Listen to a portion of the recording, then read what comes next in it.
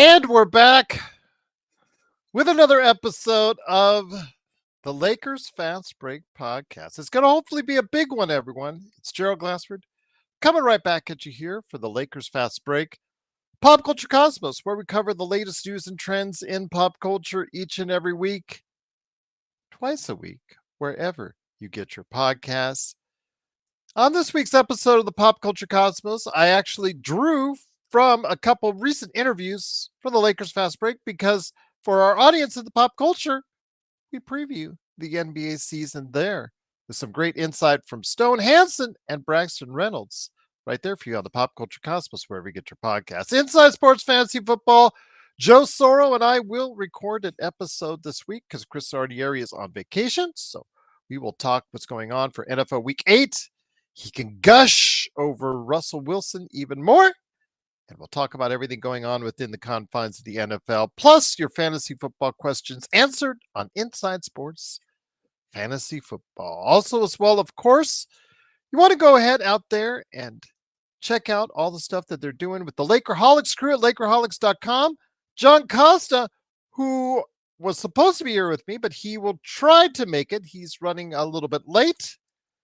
Joe Soro is on the highway, so he will be over here hopefully enough. Those guys, of course, Joe Soro, Simblades with a Y.com, and Oxide247 at LakersBall.com. And of course, John Costa, Clutch Talk and Lakers Corner.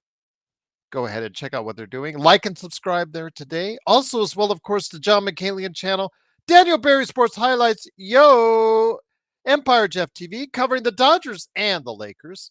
I don't know if I didn't get a confirmation if he's going to go on after me.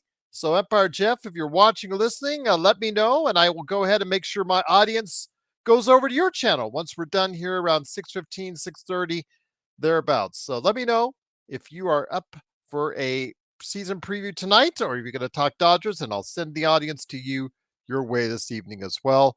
Make sure you like and subscribe to all those channels. Legend 350's channel also as well. Stone Hansen, of course, all those great places that we talked to.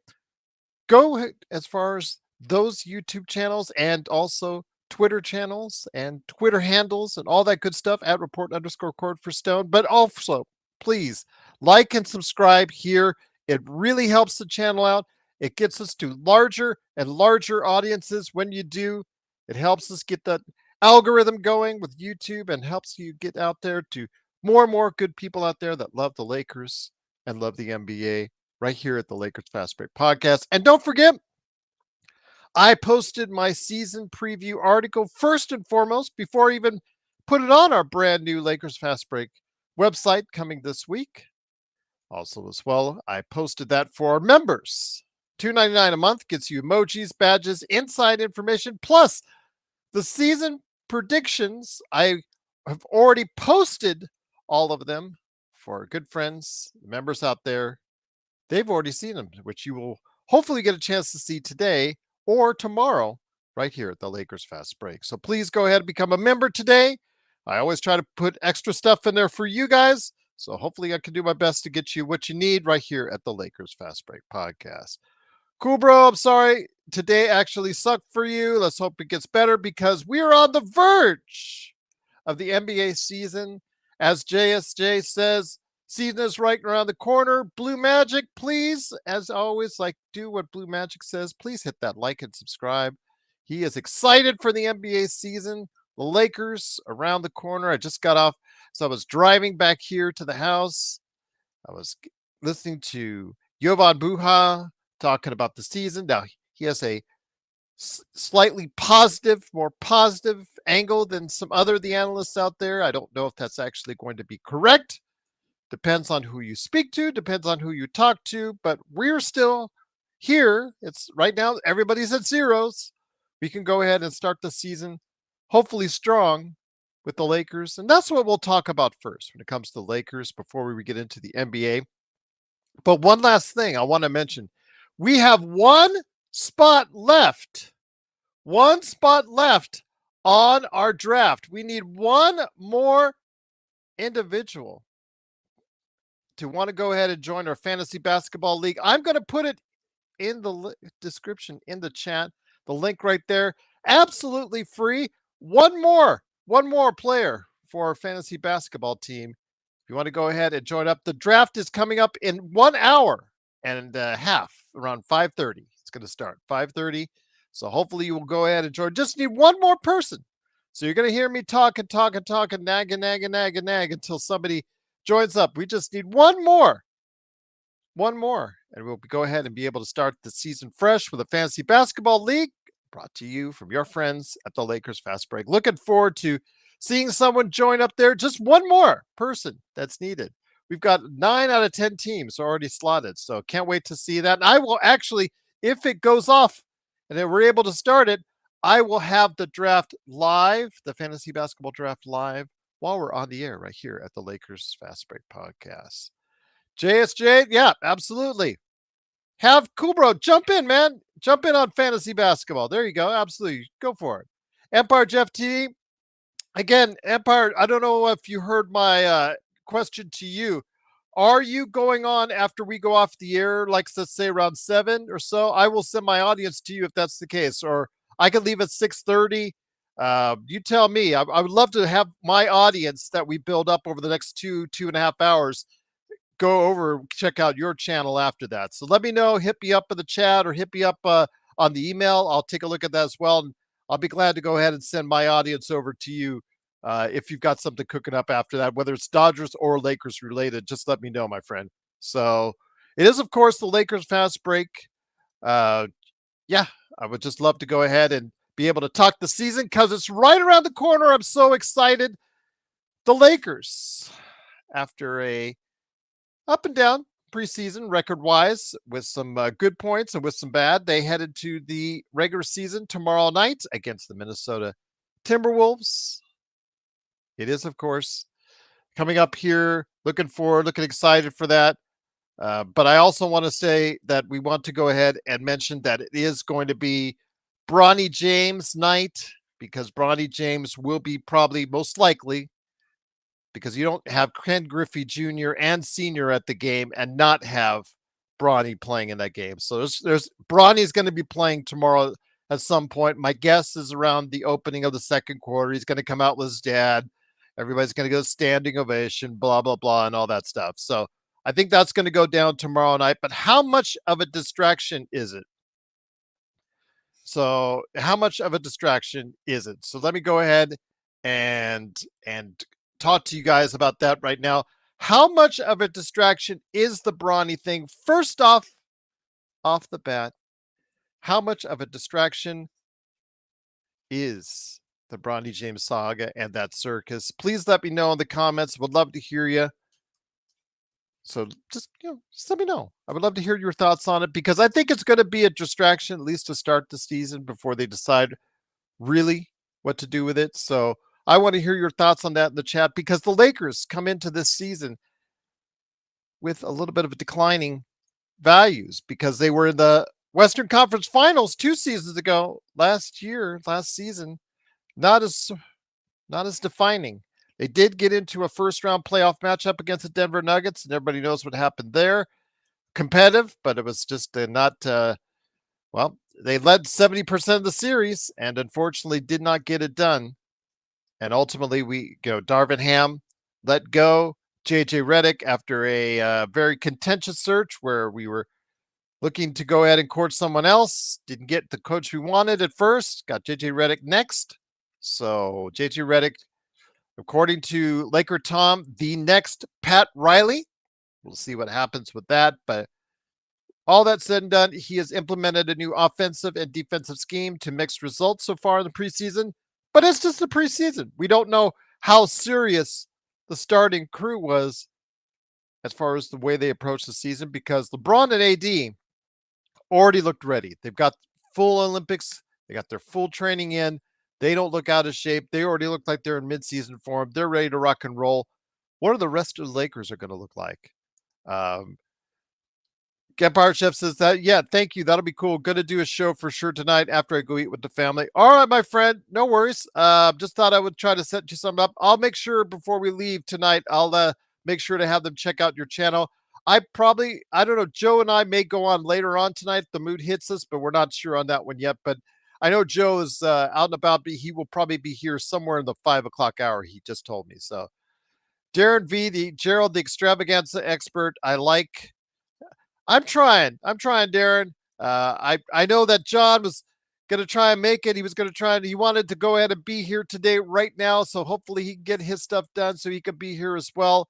I invited a whole bunch of people to hopefully come in and stop on by. Legend 350 got back to me. He said he's going to try and make it. Yeah, anybody that I could try to reach out to. I've got more interviews coming up hopefully later this week. So with some good people. So looking forward to that. But again, I keep my word. I keep my word with you as best I can right here at the Lakers Fast Break because I know you want to talk basketball. I know you want to talk Lakers.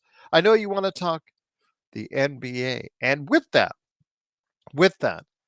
don't forget the Fantasy Basketball League is just about ready to rock and roll. I once again need just one more player for our Fantasy Basketball League. The draft is coming up at 5:30. You can do it while you're watching us right here at the Lakers Fast Break. I will actually have it live, concurrent going on while we're on the draft. I'll actually be showing it live while we're going on talking about the NBA. So yes.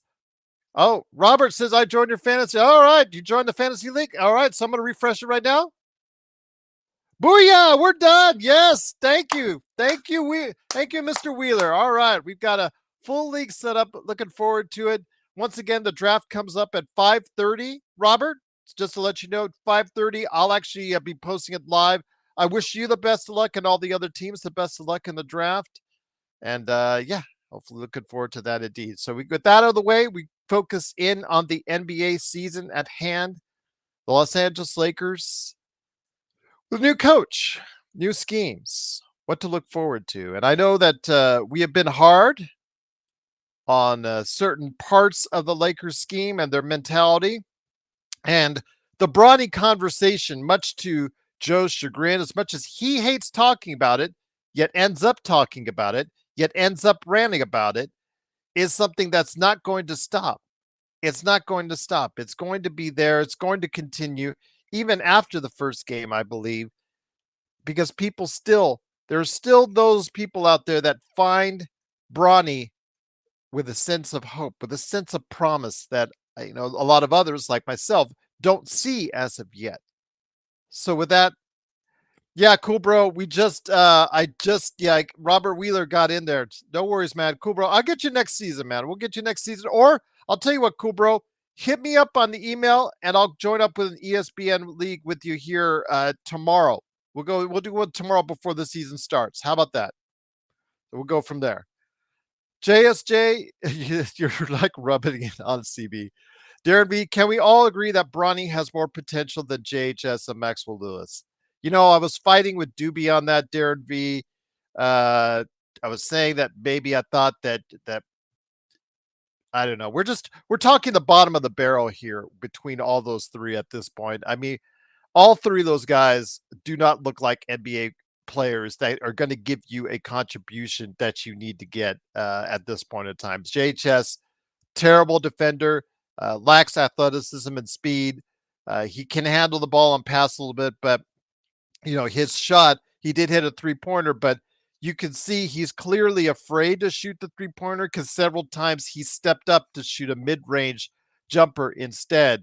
So that tells you how much confidence he has in his 3-point shooting ability. Yeah, Darren, I think he is a G Leaguer at best. I think all three of those guys are a G Leaguer at best. Maxwell Lewis, he is clearly disappointed. He has never really been able to bust out in summer league or in preseason or in the regular season when given opportunities, the rare regular season opportunities he has been given. Darren says, give me Quincy and connect. Darren, Quincy has looked promising in his 2 games, but it is 2 games. Let's just, again, with Quincy, I don't want to put too much on the kid because I know first off, he's on a 2-way, and when you're on a 2-way, you're only limited to a certain number of games. And I don't know how much JJ is going to play the kid right away. That's the thing. Will he get his opportunity right away? I just don't think so. I think of the young players that are going to get a chance and opportunity, of course, I think Max Christie, despite my chagrin, Hopefully, he will develop into the player that some see him as. I see him as a rotational player at some point in time in the league. I just don't see it as yet, but hopefully he can develop into that sooner rather than later this season because he is going to be one of the first guys off the bench. You signed him to a $32 million contract. Of course, you're going to commit to him.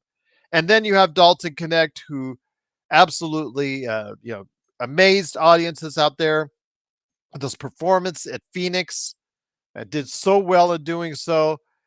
He has done other things, even when he hasn't shot the ball well, which give you hope that he might be able to go ahead and play a significant role on this team sooner rather than later. He is an older, more mature prospect, and if he can give you even passable defensive prowess, I think that Dalton will become a big time player for the Lakers in their rotation. And I'm hoping they'll give him the green light sooner, but we'll wait and see. Will it be that mentality, as I mentioned in previous days, that coaches like to rely on the veterans because they have the name that's attached to them that they've earned over the course of years, even though you may not be getting that name like it once was with Gabe Vincent and among others that, again, may not be as good as they once were. But we'll wait and see. Again, Vincent's coming off his knee injury. How is he going to perform? Is he going to be able to stand out? Is he going to be that guy that coming off the bench that we need? We'll see. Max Christie, is he going to give you that kind of production that you need? If he isn't aggressive, then you're going to have to turn to Connect. And Connect is aggressive. He's got the green light. He's got no conscience. And in some ways that's good. Some ways it's not so good. As far as I know, with some of the audience that we're watching the game with, that were concerned about his shot selection. Well, you gave him the green light. They gave him the green light to go ahead and take any shot that he saw himself see fit. And that's sometimes you need that type of player to have that no conscience attitude in order to go ahead and provide you the production that you need coming off the bench. JSJ said Max already has THT potential. Again, I don't think the book has been written on Max Christie. I know that I've been hard on him. I know that Joe and Stone and some others who say he's not an NBA player, John Costa, has been really especially hard on him. I do think he is an NBA player. I just don't know where he stands. I know Jovan Buha in his conversation today on, or actually it was a previous day on Real GM, he said that Max can guard 1 to 3s. I think it depends on the one. If you got a really quick guard, I don't think he can handle him very well, as we saw in the preseason. If he's a very slick, like Steph Curry running through the screens, he's not going to stay with them. If he's quicker, speedier like Dillingham, he didn't do a very good job at all as far as guarding him. But when it comes to a more taller, more wing type player, I think he can guard those players effectively. But is he going to give you what you need on the offensive end? Because we've seen mixed results from Max and a lack of aggressiveness to either take the ball to the basket or take the shot when called upon. He's like 2 for 2, 2 for 3, 2 for 5. Just one game that he actually took an abundance of shots when he gave himself the green light. And we need to see more of that aggression from him because we need other options coming off the bench right now for the Lakers. They're going to stick with their starting 5. I know some people have called for Dalton Connect to be the starting shooting guard instead of Austin Reeves. I think ultimately, if Dalton pans out, that's the way you got to run as far as that's concerned. I think that Dalton is going to be, if you really want to see through it, I think he can become a player that can give you the kind of production from the shooting guard as far as taking those shots, taking those threes that really can draw the defense towards him and make it more palpable and make it more open for LeBron to drive in the lane or AD to get better looks inside the basket. Goose says Max has been rather disappointing, but if he can get more consistent with that shot, which he should have already improved on by now, and some better defensive IQ, he does have potential. Again, he's 21, so he's still got a lot of room to grow. We said those same things about THT, but that's the question. Will he become a THT where it doesn't all pan out, and now THT is literally fighting for the last roster spot on the Chicago Bulls, which he got. Congratulations to him. Or will it pan out to where he can be relied upon as a consistent performer? We'll have to wait and see. The book is not yet fully written on Max Christie. I know Rodell's a big, huge supporter of his, and I will agree with him on the assessment that the book has not been fully written when it comes to Max Christie as of yet. So one way or the other, whether you see him not as an NBA player or you see him like me as someone who could be a rotation player, or you see someone like Rodell who sees him as a little bit higher than that. Again, the book is not written because he's still so young, even though he's in his third year. Juan, truly appreciate it. Glad to have you here.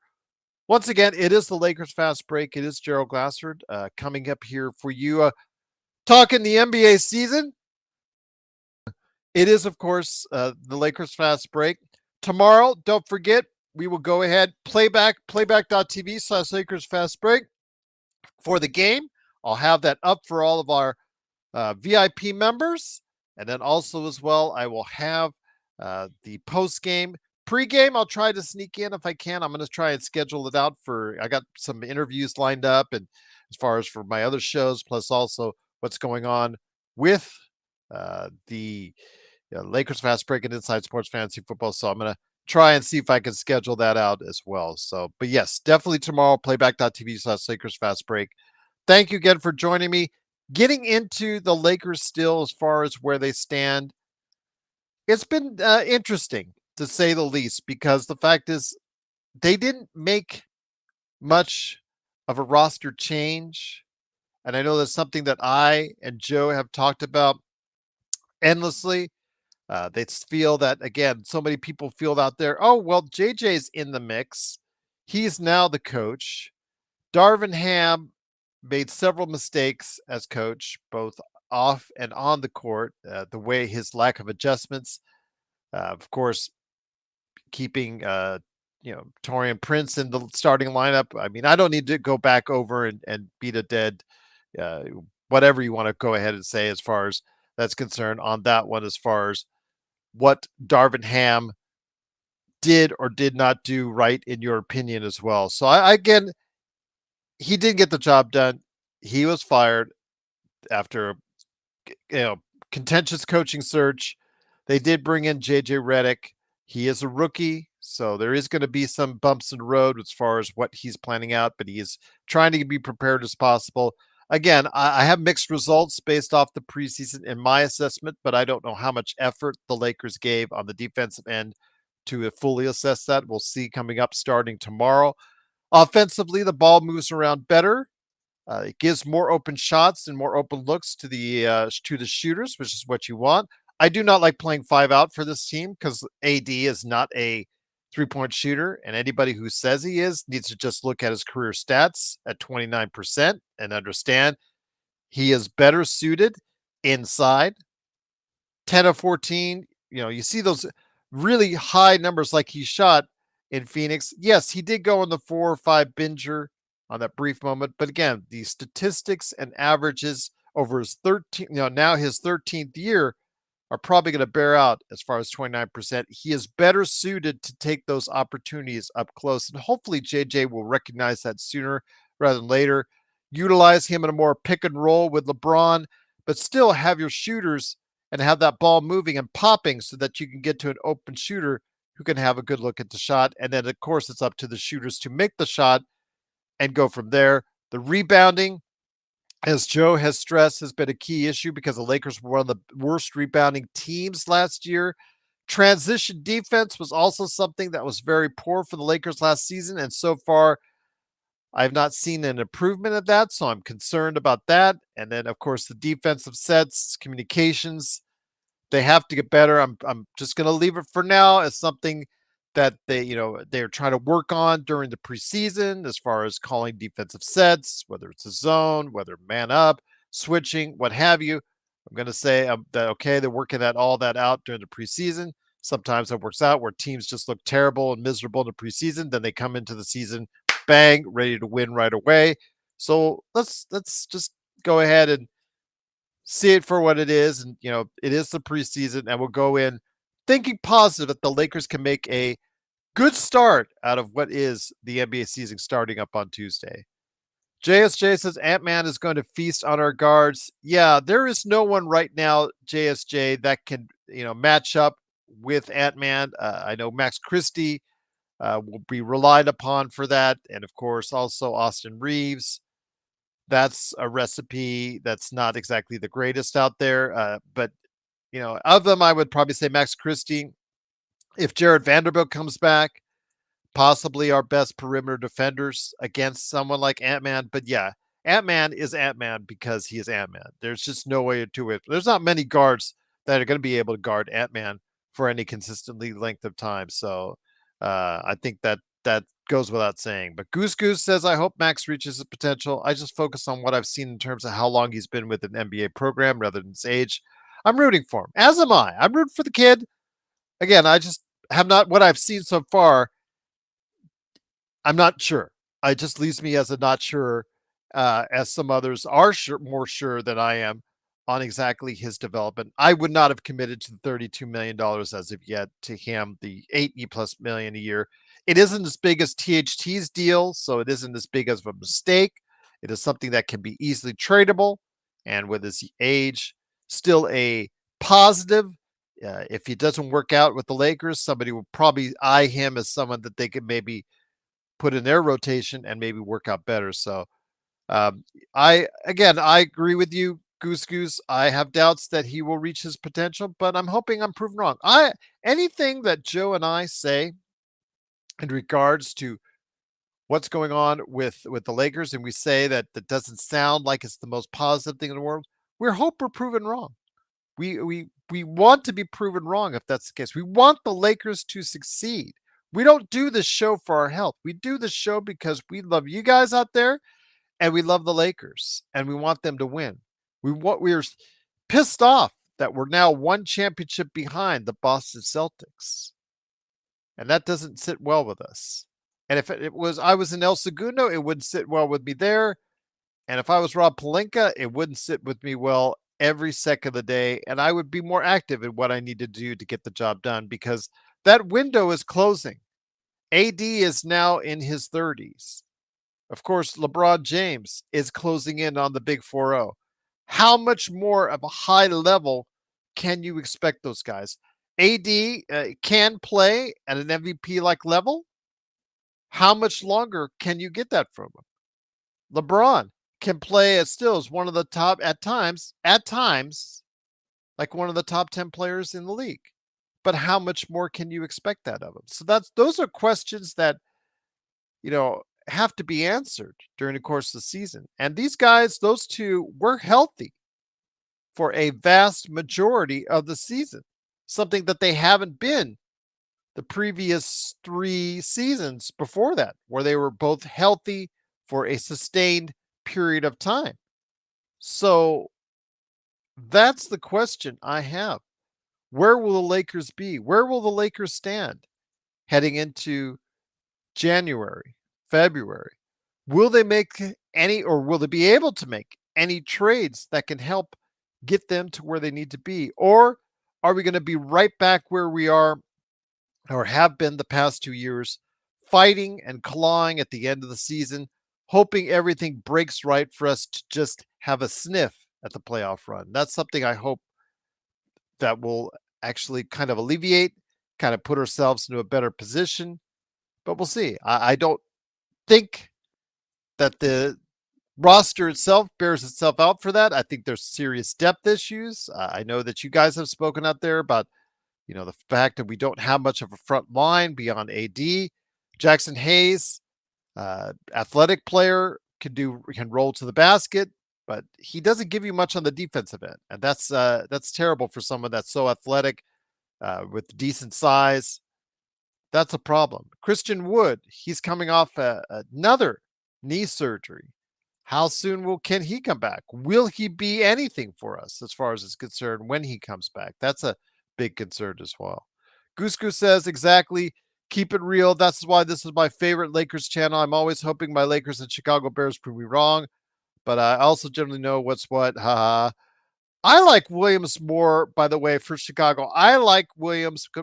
I I attended USC for a short period of time, so there's kind of a little bit of favoritism and bias there. But I think Williams might pan out better than Joe thinks, because Joe thinks doesn't think very highly of Williams. But I think I like Williams, Chicago Bears, and just saying, give him time. I think he'll mature and grow. Jay says if LeBron is 1A, the Lakers will have issues. AD has to figure out, bring it. He's done it before. Excellent wording, Jay. Excellent thoughts. I would like AD to be the number 1A. But the thing is, if you stick him out at the 3-point line, trying to help facilitate the offense, that's taking away from what he is best at. What he is best at is going inside and shooting the turnaround from 5 to 8 feet, getting inside, getting buckets, being our only really good offensive rebounder. He is our size inside, and to pull him out 23 feet where he's at 29%, first Darvin Ham and now JJ Redick has these visions of it, and I don't see it. I don't understand it.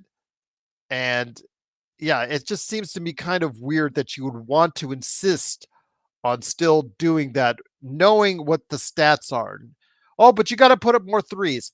I get that. I understand that. And with the Lakers having 40% shooters, plus Austin Reeves hopefully will improve, although it hasn't shown or bear itself out as of yet, and Dalton Connect, and to a lesser extent, Max Christie and Gabe Vincent, you could have what could be one of the better shooting teams in the league. So of course you want to get them more opportunities. I couldn't agree with him more on that. But if you're going to go and increase from what? Low 30s, what they were at, 32, 34. If you want to increase it to, let's say, 38 to 40, for instance, I want those guys that are statistically better or more likely to make that shot taking those shots than Anthony Davis. I want Anthony Davis to get 15 to 17 touches inside, back in the paint, or right there on the edges where he feels comfortable or where he is most productive.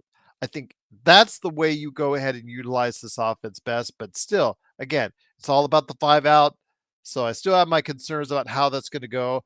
I am encouraged by the ball movement so far in the preseason. The ball movement has been good, and the 3-point shooting, again, come and goes as it always does. 3-point shooting always comes and goes, guys. It's just going to be an issue throughout the league. It's just the way it is. When it's that far out, one day you're going to shoot 20%, the next day you're going to shoot 40 to 50%. So yes, JSJ said Darvin just put everyone in the corner. I think Dalton. If you've seen Dalton during the preseason, he is from the top of the key, bit off and on. From the wings, been off and on, but from the corner, he's been somewhat efficient. And I just want to keep a note of that. I don't know if JJ realizes that or recognizes that, but having Connect in the corner more often might be actually a good thing for the Lakers, and as far as his efficiency early on is concerned. Just thought I'd throw that in there. But yeah, good point, JSJ. Darvin put everyone in the corner. That's not a good thing always, but you have your best shooters. If you understand the game and you prepare for the game, you have your best shooters in the spots where they're best and most comfortable at. Like LeBron, he's a top of the key or on the wings guy. I get that. That's where he's suited to best, to either go ahead and shoot it or facilitate it or drive to the basket from there. AD is best suited, again, 3 to 5 to 8 feet away from the basket. You can do the turnaround, or you can do a drop step right into an easy layup. Those are the things that you got to recognize and understand. Then Gabe Vincent. Where is Gabe Vincent? Where is Austin Reeves most comfortable at? Is Austin Reeves a good shooter from the wings? Is D'Lo, when he gets on a heater, he can literally make it from anywhere. But where in just the regular everyday D'Lo that we get, where is he most proficient at? So we got to realize the things. JJ has to get these things going, get these things right, as calculated on where statistically these guys are best at, and work it out from there. Jay says there's only one Steph. Yeah, there is only one Steph, and Max Christie not being able to guard him it's not a slight on him on that. It's when you have a rookie like Rob Dillingham really show him up and utilize his quickness to repeatedly get by Max Christie, which is concerning. Don't set up Max Christie for failure like that. Get someone else on him. Put Vincent on him, a smaller guard who may be able to stay somewhat in front of him, and put Max Christie on someone more like a wing where he is better suited to go ahead and play good defense on. That's just my contention. To what Jovan Buha said. And then again, Frank says AR D'Lo will cause us this season again. Frank, I'm not going to say different on that because going to the playoffs, D'Lo and to a lesser extent AR have not been able to get it done at certain periods of time. AR has looked pretty good at some points of time during the playoffs, and then others. He gave us great effort in the Denver series and played pretty darn good defense, even for him against Murray. Murray just hit a couple shots, but you saw statistically how bad Murray was shooting during the Denver series. But yes, AR is much better suited as an individual coming off the bench. I agree with you, Frank. If you're relying on AR, maybe that's not the best thing for you. And D'Angelo Russell is a key factor for the season. Yes, he is terrible defensively, especially in the playoff setting. He cannot give you what you need there. But he is on he's on his final year of a contract. He is going to become a free agent. It's not something the Lakers can prevent. They can't sign him to an extension. They can re-sign him if he becomes a free agent, but they cannot sign him to an extension under the current CBA rules. So with that, his season, this is a contract season for him. So he is going to have to become that guy that's going to have to average 20 points, 7 or 8 assists, 4 to 5 rebounds, get you at least 1, maybe 2 steals a game. If you can't face up and play average defense against defenders, then at least you have to do those other things. You have to shoot 40 plus from 3 again. That's what he has to do in a contract year in order to assure himself a multi-year contract going forward. Or when he gets out there in free agent, if he struggles at all, like you guys are talking about, and like you guys are right upon, especially in the playoffs, he's going to find himself with only positions out there that will make him a backup on someone else's team. Because at this point, he is, I've said it before and I said it last year. It's again another very important year for D'Lo to find out exactly if he could still be a starting point guard in the league. Frank says they don't play defense and ranking backcourt. Where are we ranked in the NBA? I know we're not dead last, but at least in the bottom 5. It's not pretty, Frank. I'll give you that. Again, early on, it was terrible with D'Lo and AR. AR in the last couple months of the season did put more effort on the defensive end, but that caused his offense to be downgraded significantly, and his accuracy on his 3-point shot suffered from that. So as an undrafted player who doesn't have as much talent naturally as some of the other players in the league that may have been drafted higher, he may not have the tools to be able to do exactly what you need all the time. So I get that. Absolutely, Frank. Jay says, I don't see D'Lo or Wood lasting the season with the Lakers. That's the problem, Jay. With the Lakers, that's another thing. And let's get to the Lakers again. Once again, it is the Lakers Fast Break. It's our NBA season preview with the Lakers and the NBA being previewed by me, Gerald Glassford. Hopefully, we'll get some more of the crew coming in. They're coming in late, so I do apologize for that, but we'll get them on in there. Joe's out and about, but hopefully get here soon. John Costa, same thing. Jay says he doesn't see D'Lo or Wood lasting the season with the Lakers. The only thing is, and again, this is another major issue, can the Lakers, if they need to, or if they are, if the rules dictate, if their season dictates, can they make that upgrade that will help give them a boost during the season? And the answer is going to be, I'm not sure. Because you said get rid of Wood, get rid of D'Lo. Wood's only $2 million, so there's not going to be much you could do with that because he's just got a minimum contract. So whatever you get rid of him for, it's not going to be for much. D'Angelo is the other thing. It's an $18 million expiring contract, so that might be more attractive to some teams if they want that off the books. But D'Lo has to play at a decent level if that's the case. I think that's something if he does, he becomes more attractive. If he gets benched or if he just doesn't perform, then again, the only teams that would be interested in him would be those looking to just, get that money off their books at the end of the season. Goose Goose says, I got that second overall pick in the fantasy league. All right, man. There you go. It's funny because I did 3 ESPN leagues, and I'll be with you a sec, Robert, on your question. I was in 3 ESPN leagues over the course of the weekend, and I would pick 6 on all of them. It gave me the 6th pick on all of them. What are the odds of that happening? And 6 is usually the worst place to pick. 5th or 6th is usually the worst place to pick. So it's like every time it makes you work for your picks. So we'll see. We'll go from there. But Robert, I thought you were going to go ahead and I got you covered, my friend. Do you think the Lakers have an edge in the season opener since the Timberwolves acquired key players late? So that's a great question, Robert. It is a home game for the Lakers. I mean, there will be the pomp and circumstance of the Bronny thing.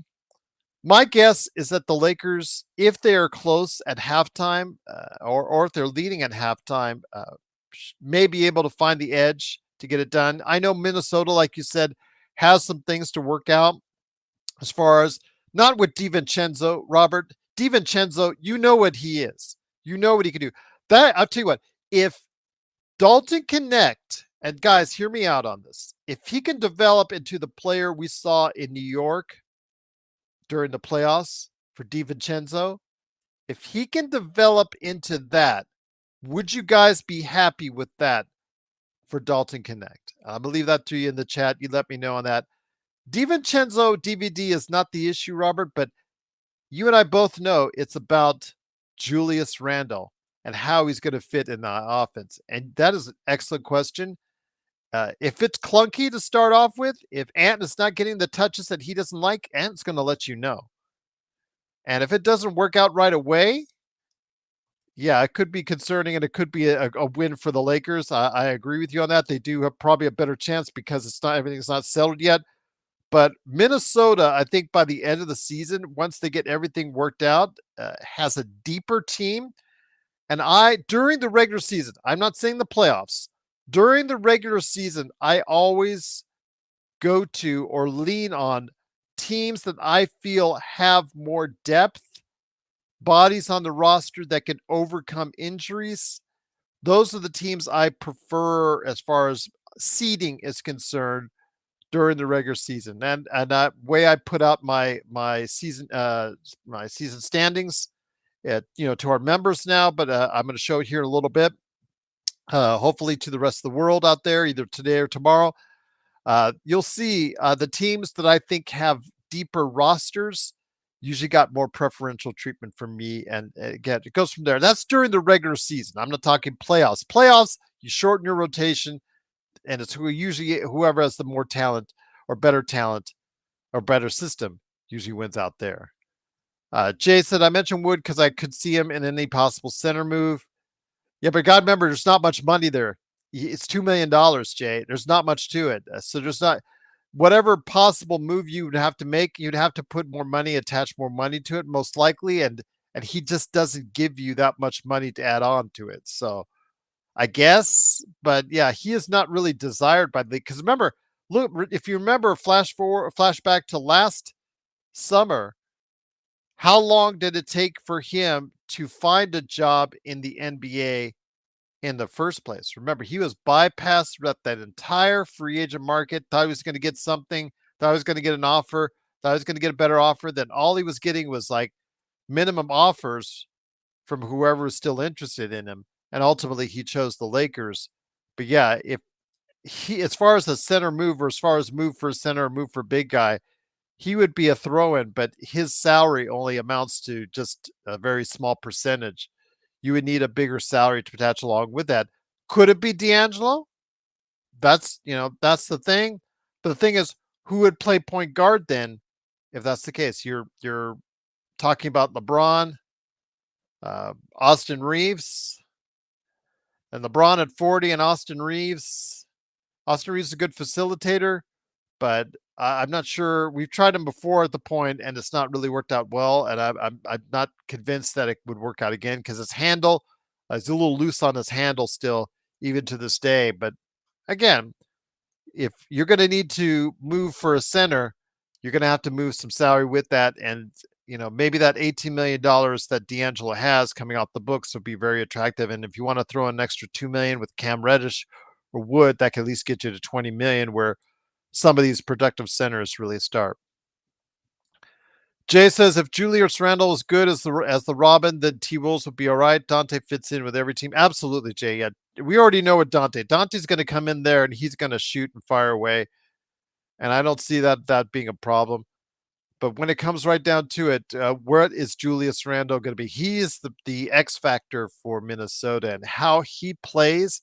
If you get the all-star, if you get the all NBA player that you got for a season or two, if you get that guy like he was in New Orleans and early on in his New York tenure, that could be really good for the Minnesota Timberwolves if it meshes well with Anthony Edwards. So we'll see. Then they've got also Naz Reid. You've got some players there that need the ball and need to shoot it. So it would be interesting to see how well that offense is utilized. But Robert, getting back to Robert's question on that, yeah, we could see still a little bit of a adjustment period. And if that's the case, the Lakers could take advantage tomorrow. But how much of the spotlight is going to be at actually winning the game as opposed to the hallmark moment that we're going to see with LeBron and Bron? But once again, it is the Lakers Fast Break. It is Gerald Glassford. Thanks so much again for watching, listening. Truly appreciate you joining us.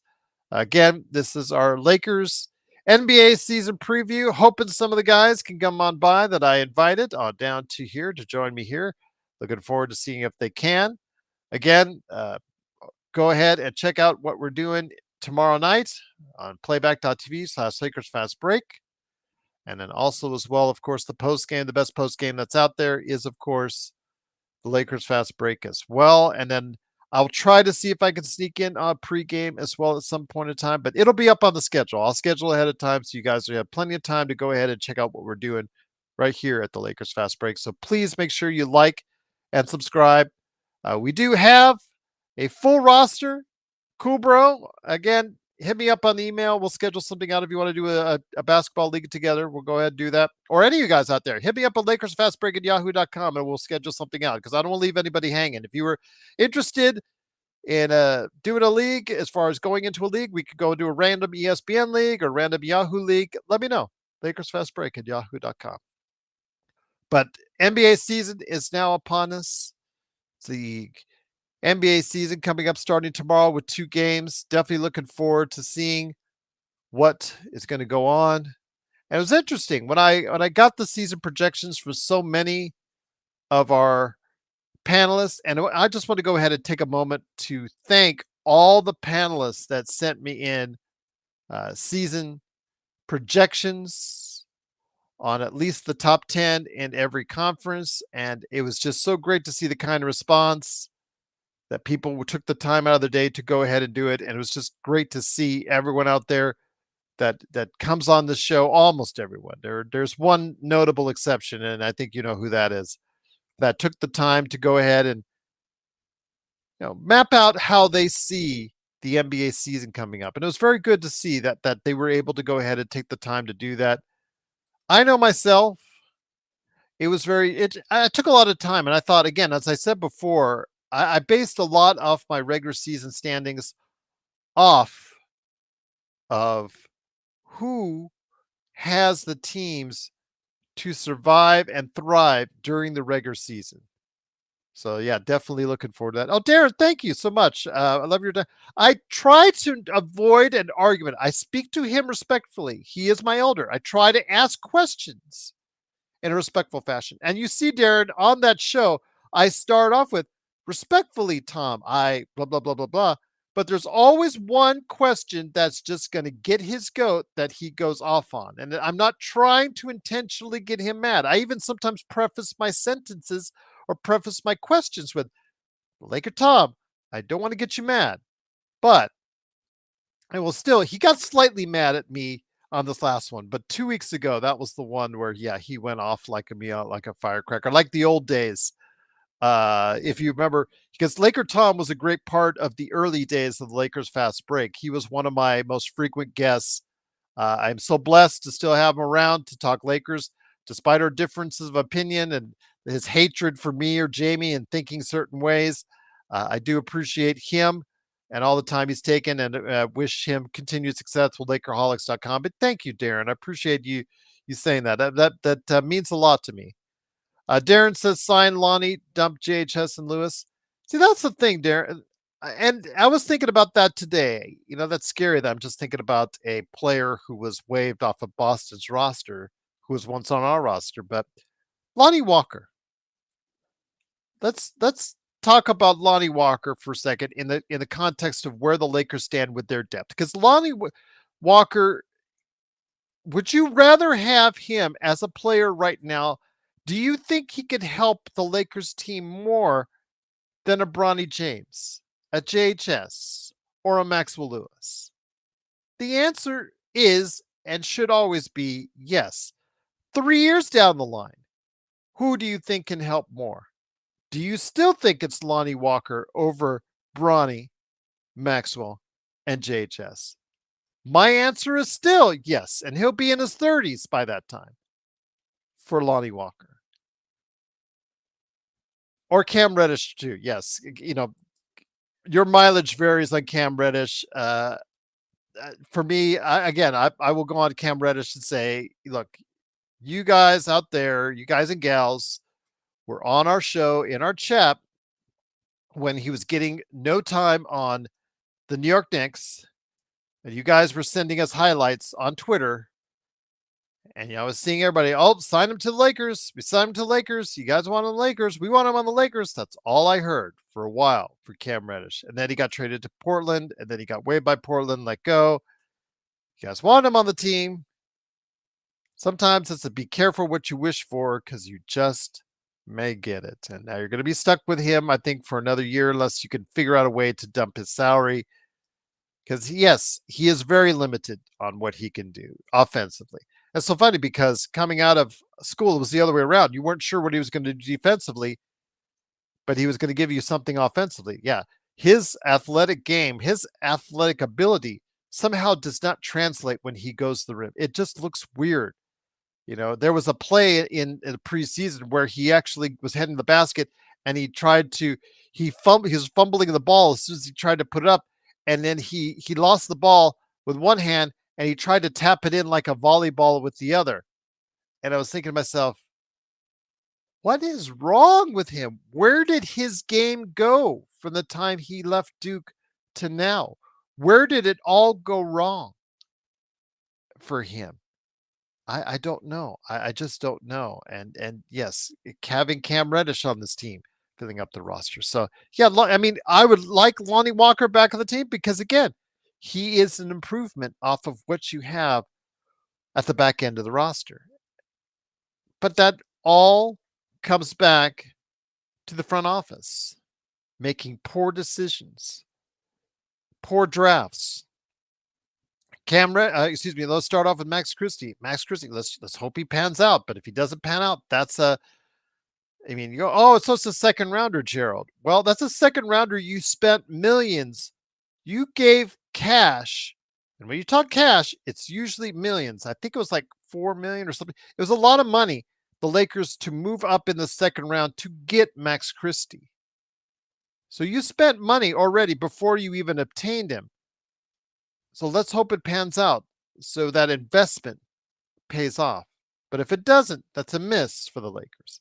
Then you have JHS, who in his second year as your first round draft choice drafted in the middle of the first round, still does not look like a contributor. Yet Podziemski, Trace Jackson Davis, who was drafted in the 57 pick of last round, Triple J, Jaime Jaquez Jr., and even, dare I say, as we say all the time, Cam Whitmore are substantially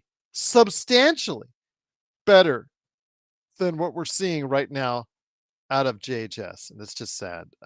Jay says center Nick Richards is one, $5 million a year. So many looking at him though. I believe he wants to start. I could be wrong. I think you're right, Jay, because he started, many games of for the preseason for Charlotte because Williams is hurt, and Williams has always been hurt, even though he's had a very short career already. Williams is or projects, if he's healthy, to be the better center than Nick Richards, but Nick Richards has shown that he can go ahead and give you some points and rebounds. The thing is, though, with the Lakers, can they provide an offer that's better or more to what Charlotte wants if they're interested in moving him? Or does a team like New Orleans, who has more assets that might be more appealing, do they finally get off their ass and just go ahead and say, you know what, we have a gaping hole at center. Let's try to fill it with a player out there that we think that can help our team win. And so I'm hoping it's the Lakers, but again, common sense will tell you that a team like New Orleans has got at some point in time, they've got to go ahead and address that need in the middle. And I think, that's going to be difficult for the Lakers to match up as far as offers when they have so much more to draw from. But we'll see. Again, we will see if there's available. There's several players on Charlotte, but Charlotte's looking to improve themselves. Ball, Miller, we'll see how that dynamic works out in Charlotte. Could they get to a 30-30 win plus team? There's a possibility that they can. Detroit, too. Detroit, are they tired of losing and where they stand? Are they going to go ahead and take that next step? Cade Cunningham, a lot of people are saying, hey, is he going to be a star? Is he going to be a superstar? Well, that has to start this year. Let's see what they can do. Darren said, scrub Cam at the end of the bench.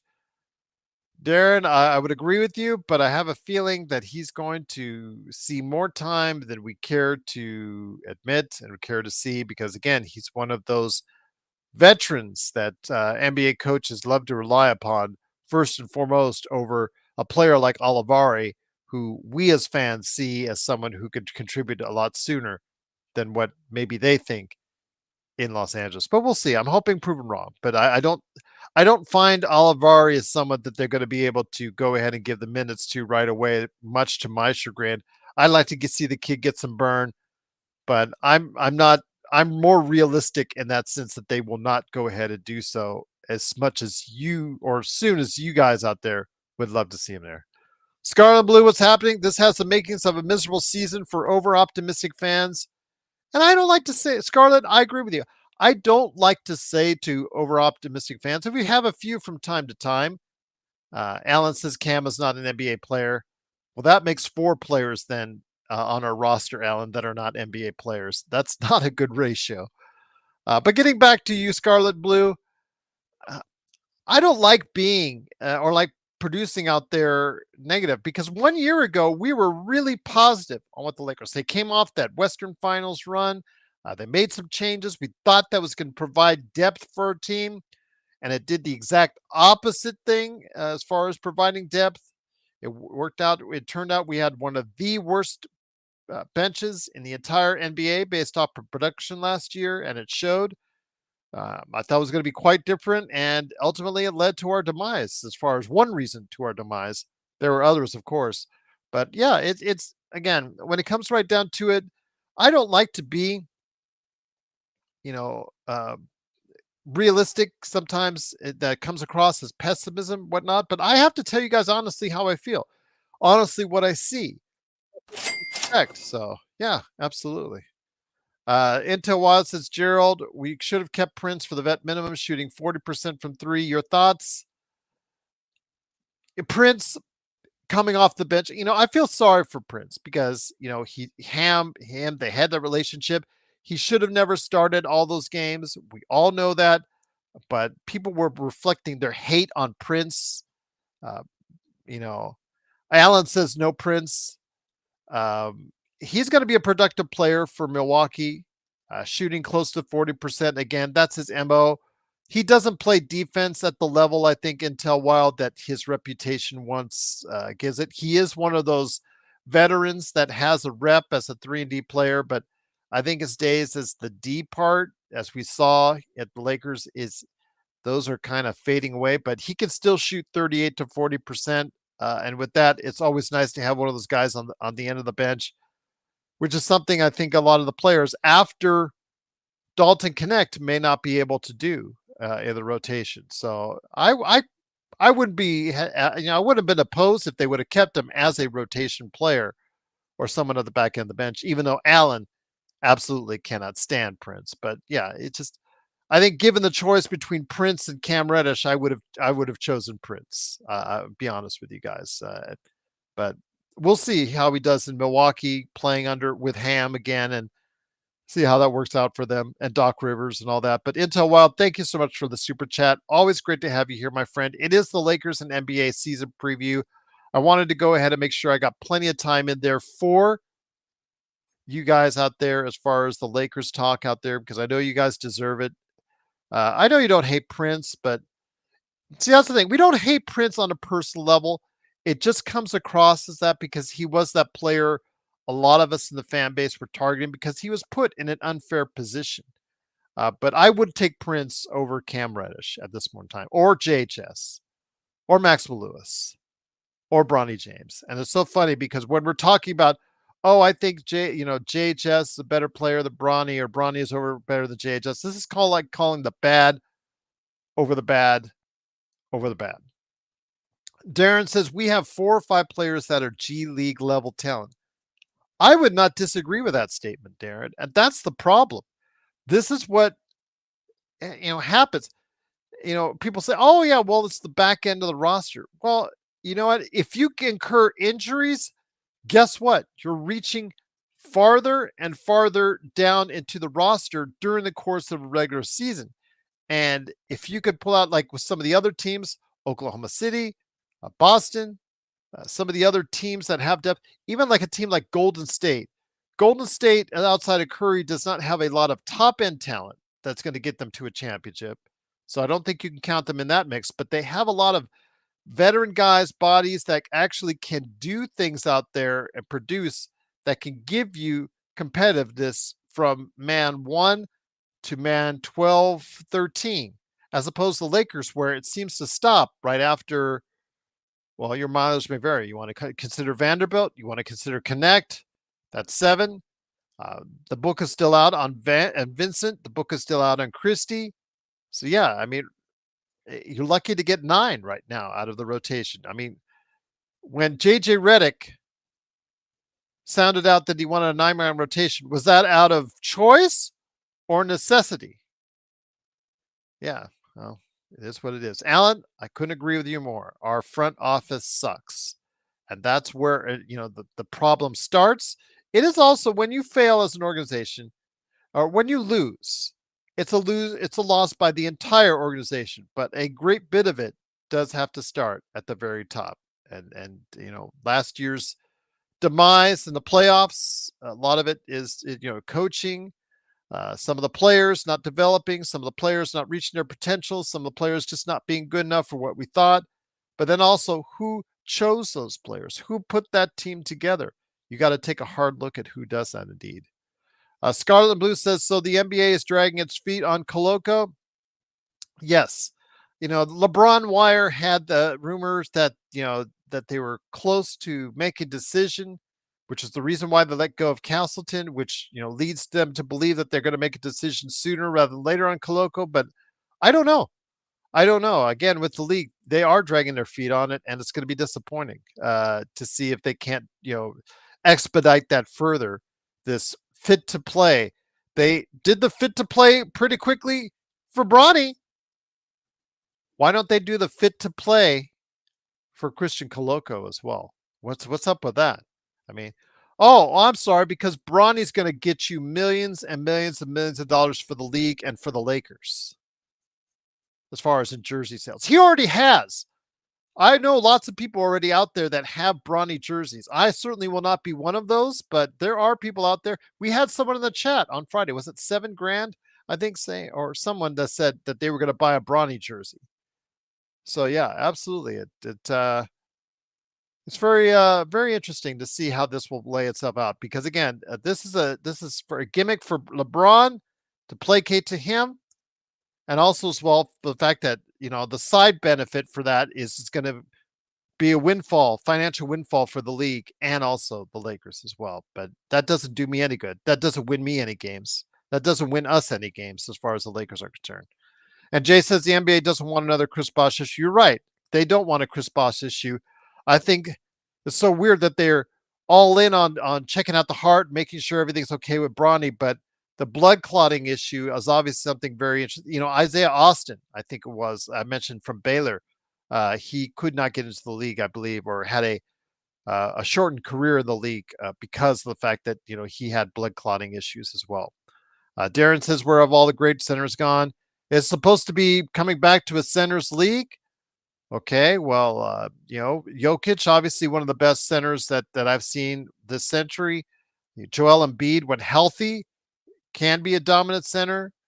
Of course, Victor Wembanyama will be the next great player in the league, you know, health willing. So yeah, absolutely. Goose Goose says, good luck to everyone drafting. Everyone else, have a good evening, and let's go Lakers. Absolutely. Good luck to everyone out.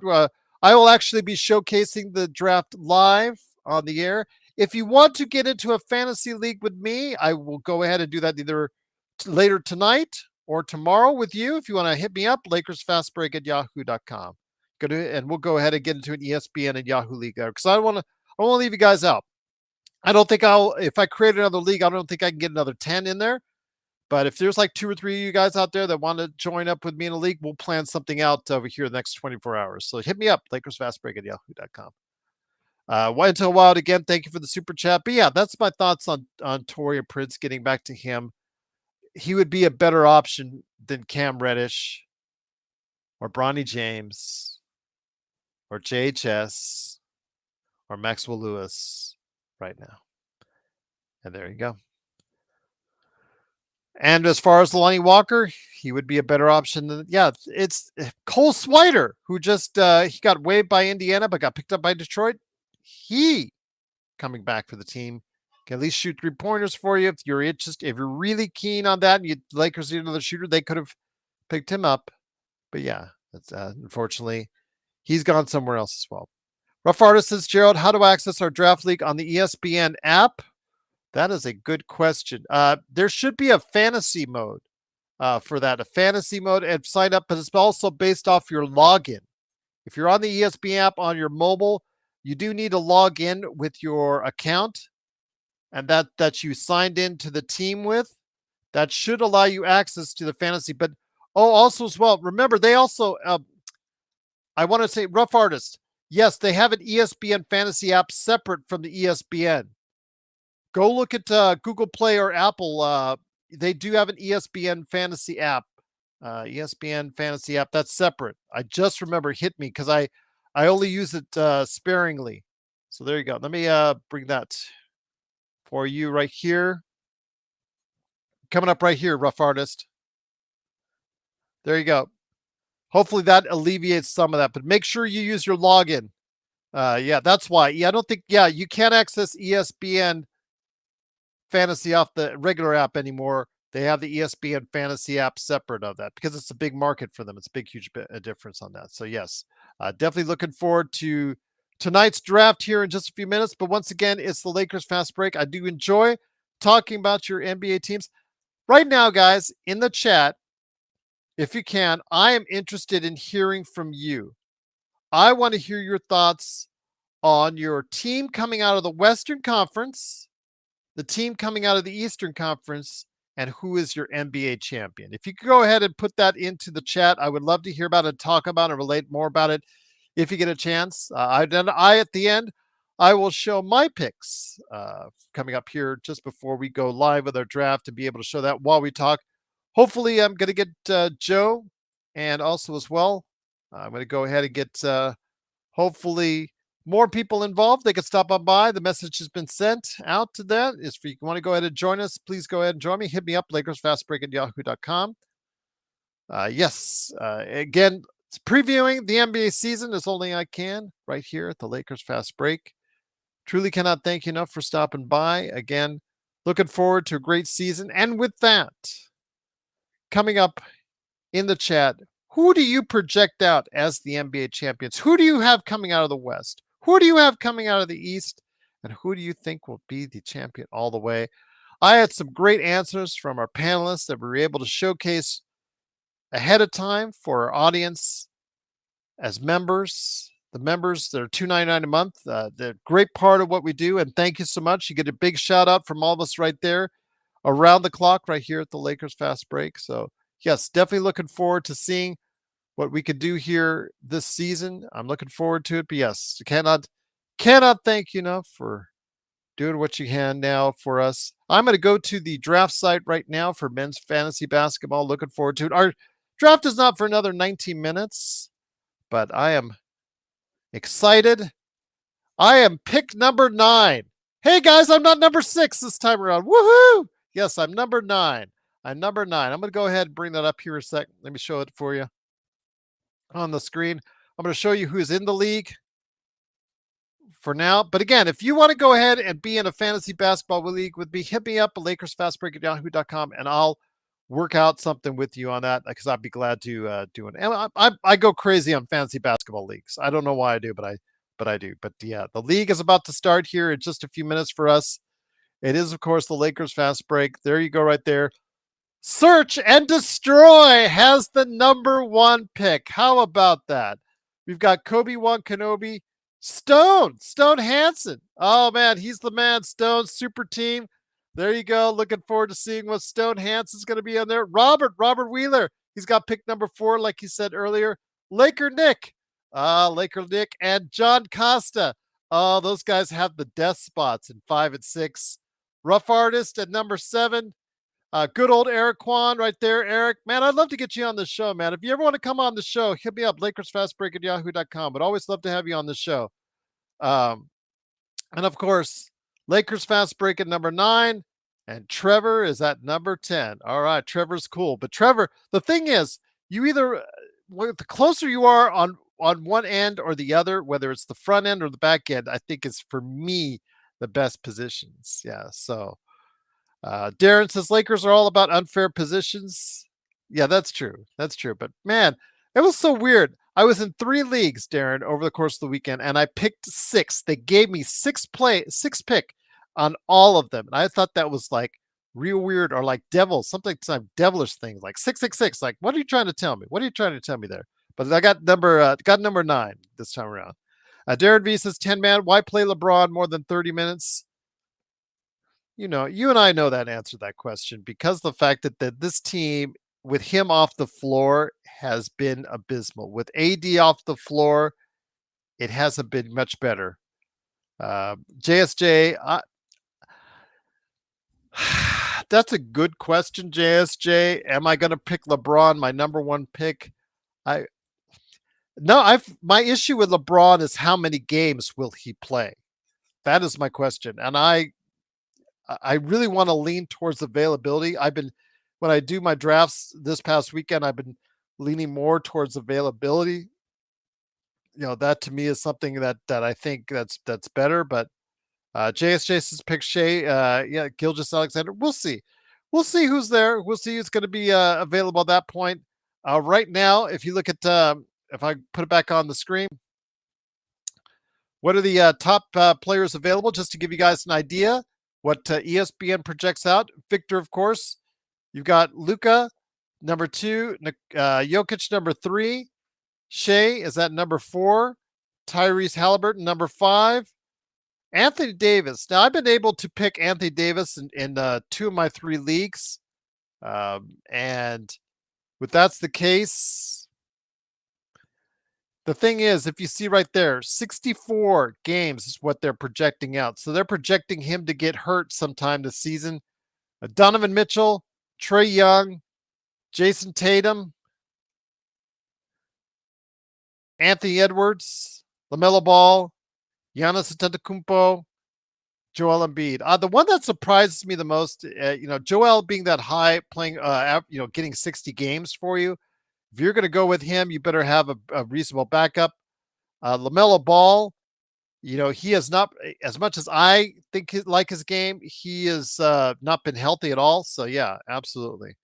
Robert says, I'm projected to be the Lakers versus Celtics in the finals. There you go with some positive spirit. Lakers win at 7 in Boston. LeBron with an epic game, 30 points, 10 rebounds, and 8 assists. Okay, there you go. All right. Absolutely. We'll see. We'll see. But uh Intel Wild says Prince for the vet minimum is a steal. No brainer. Yeah, it just is a better Prince would have been a better option than what you have at the back end of the roster. But yeah, it unfortunately I think he wanted to get out. I think he felt the heat too from being in LA and his time in LA. I think he was, you know, it, some of the stuff as far as was he felt was directed at him. It wasn't directed at him. It was the fact that he was starting and should not have been starting all those games. Yep. Rough Artist says he's logged into the fantasy app now. All good, my friend. Yep. Good luck to you in the draft. Great seeing you there. Appreciate it. Again, if you guys want to be in a league with me, ESPN Fantasy Basketball League or Yahoo Fantasy Basketball League, whatever your preferences on those, hit me up. LakersFastBreak at yahoo.com. And tomorrow I'll see if we can time out in a league before the season starts tomorrow with before the two games hit up. Um, Robert Wheeler, yep, Lakers and Celtics in the finals. We'll see if that happens. Intel Wild says we could have Walker and Prince instead of JHS and Bronny. Yeah, I know that would have been a substantial upgrade. I would have been more comfortable with the depth question there with those two guys as opposed to what JHS and Bronny are. But that's where we stand, Intel. I think it just shows and speaks of what we are and what we're doing with the front office, and we're not doing a whole lot there that is impressive or encouraging to me. So it's kind of disappointing. But again, we're going to have to mire through it. Hopefully, the Lakers can find something. And I know Joe hates it when I go the hopefully route, but this team has got to have a lot of hope behind it. And it's got to have a lot of ifs happen and got to happen in order for them to go ahead and get to that next level and be able to get in the position where they're even in the top 5 in the NBA. So we'll see. But again, it is the Lakers Fast Break. It is Gerald Glassford. Thanks so much again for watching this thing. I've been on for an hour, 17 minutes. I'm happy to be on with you guys because I'm going to go ahead and make sure we provide you the best coverage we can. Of course, this is the Lakers season preview. I might be back on tonight with Joe Soro. We'll see. Darren says the fantasy is coming in the draft. Robert Wheeler, you're too early. That's the thing. We can't even tank. Even if we had to go ahead and say, well, this season's done, we're going to tank for the draft and all that.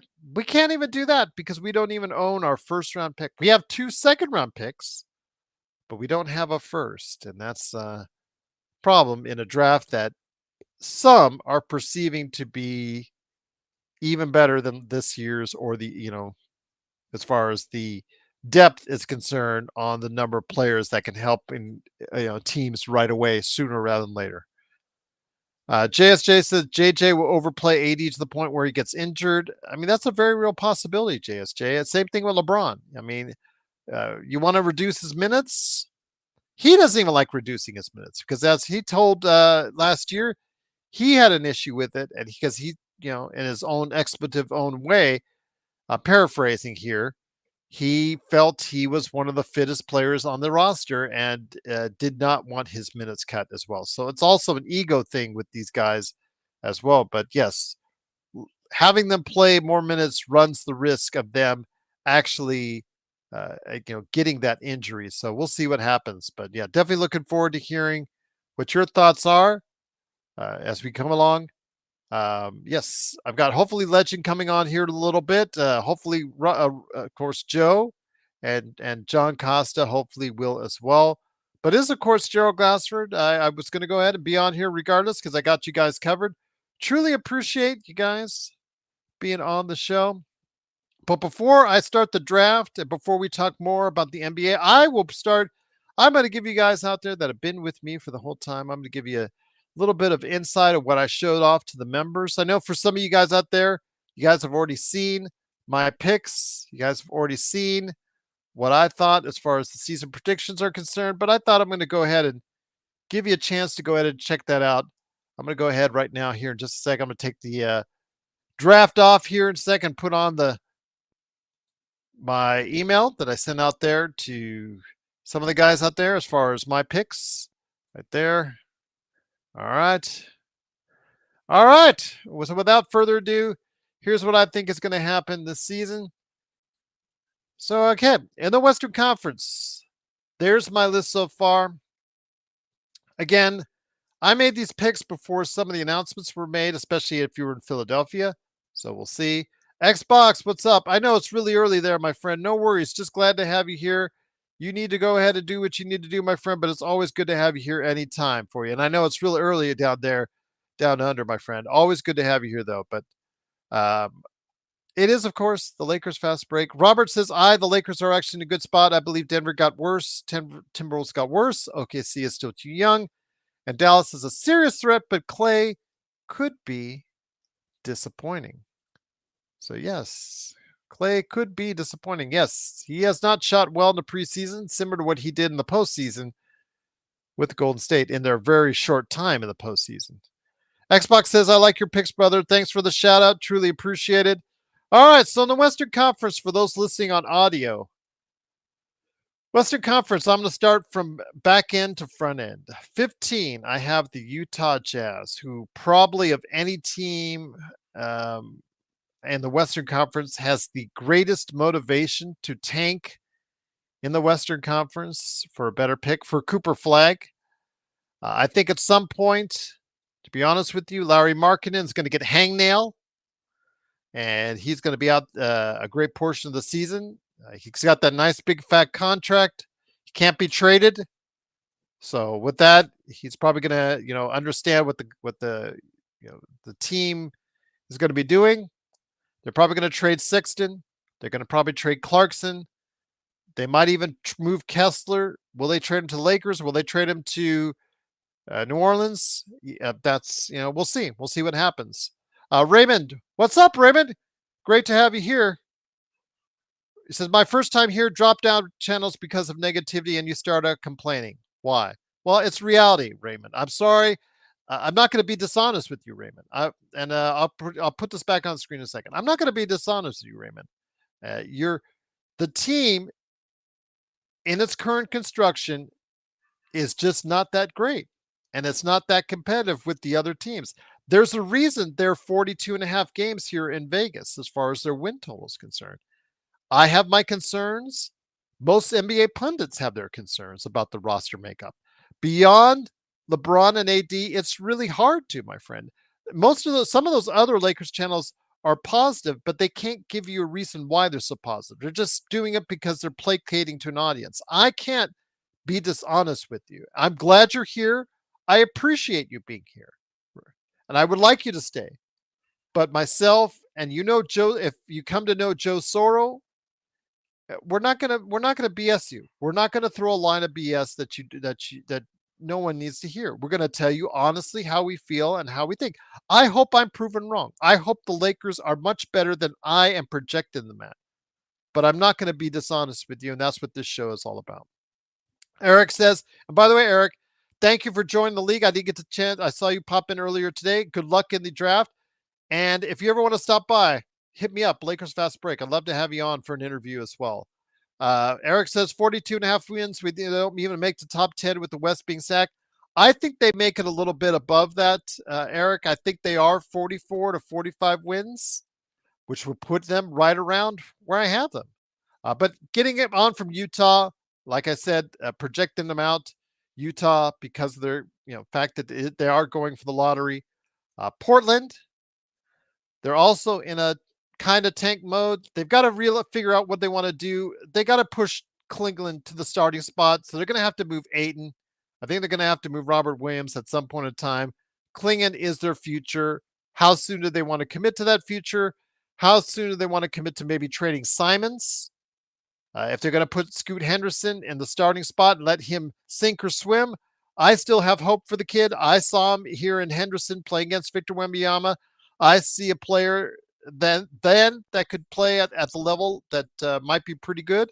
But again, he's got to prove it and got to get his jump shot improved before he does. But he's got to be out there. And if he's going to be out there, you are going to be incurring some losses. And Portland's going to be doing that, trying to also go for the tank as well. The Clippers, Kawhi, being out indefinitely, the fact that they lost Paul George, that's not going to set that brand new arena, aka the toilet bowl, on fire.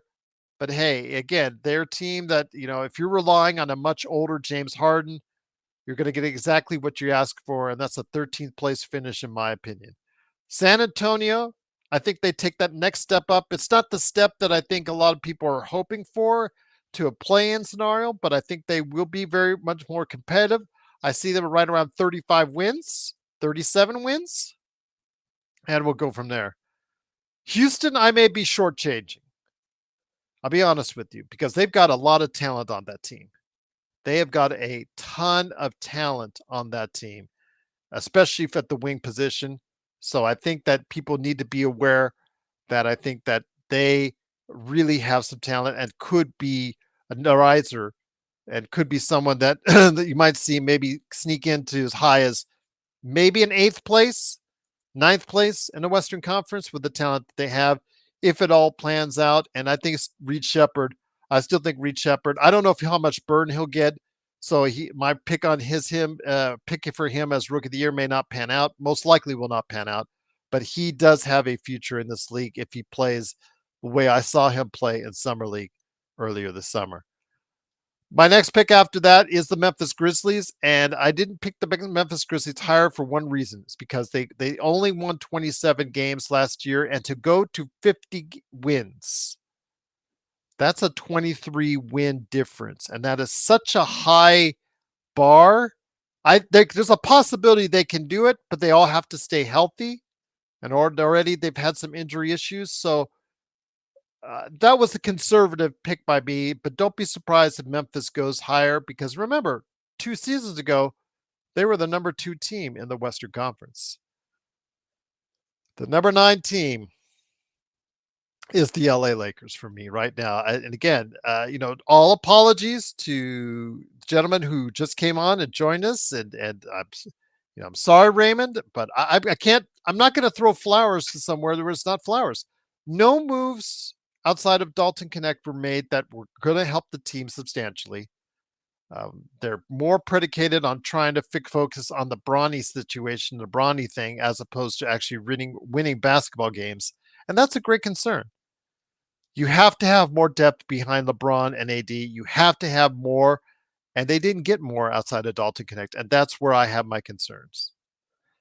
Raymond says, my explanation is confusing. Our other channels are negative or as well. You didn't read my post. Your opinion is what it is. Not against that. You can embrace a positive vibe.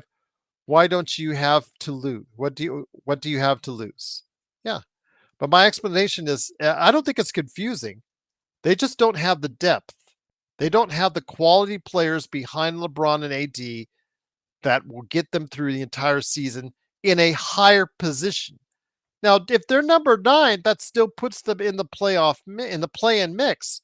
You could see them repeat the same performances they have the past 2 seasons, get in late, get into a position of the play-in, and be able to go from there. That could propel them, but they do need more help during the season. If they get help more during the season, then obviously their position in the Western Conference could be positively affected by that. Sacramento, for me, comes next. I'm not as high on the DeRozan signing as some others. I don't know where he really fits, because they're an up-tempo team that loves to score the basketball, shoot the rock from the outside. And then you have Sabonis on the outside. So yeah, it's kind of concerning to me on that as far as it's concerned. So I don't know if it's exactly a perfect fit. As our draft is starting on the fantasy basketball draft, here we go. Search and Destroy is up right now. Looking forward to seeing what he'll do and what he'll pick first off. And you're watching it live, our fantasy basketball draft for the Lakers Fast Break. But getting back to Sacramento, I put them at 8 simply because of the fact that I don't think they improved with a DeRozan signing as much as I think they did. Even though I think he's still a quality player, I think he needs to be coming off the bench, but him starting might be a problem because his fit doesn't seem to wholly work out well with what they're doing in Sacramento. Golden State comes out next for me at 7. I think that's the base. That's for me. Again, I talked about leading up to it. Depth is a major thing during the course of the season. Depth for me is a big issue. And I think that that's something for me as far as how much depth a team has is how I think they're going to get through the regular season a little bit better.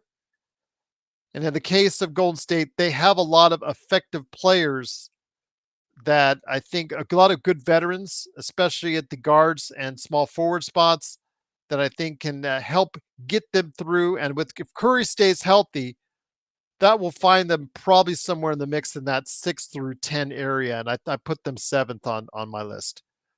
Coming up next for me is the New Orleans Pelicans. I think they still have a lot of talent on the team. They still have to work themselves out. They did sign Trey Murphy third. They've got him, on that contract going forward.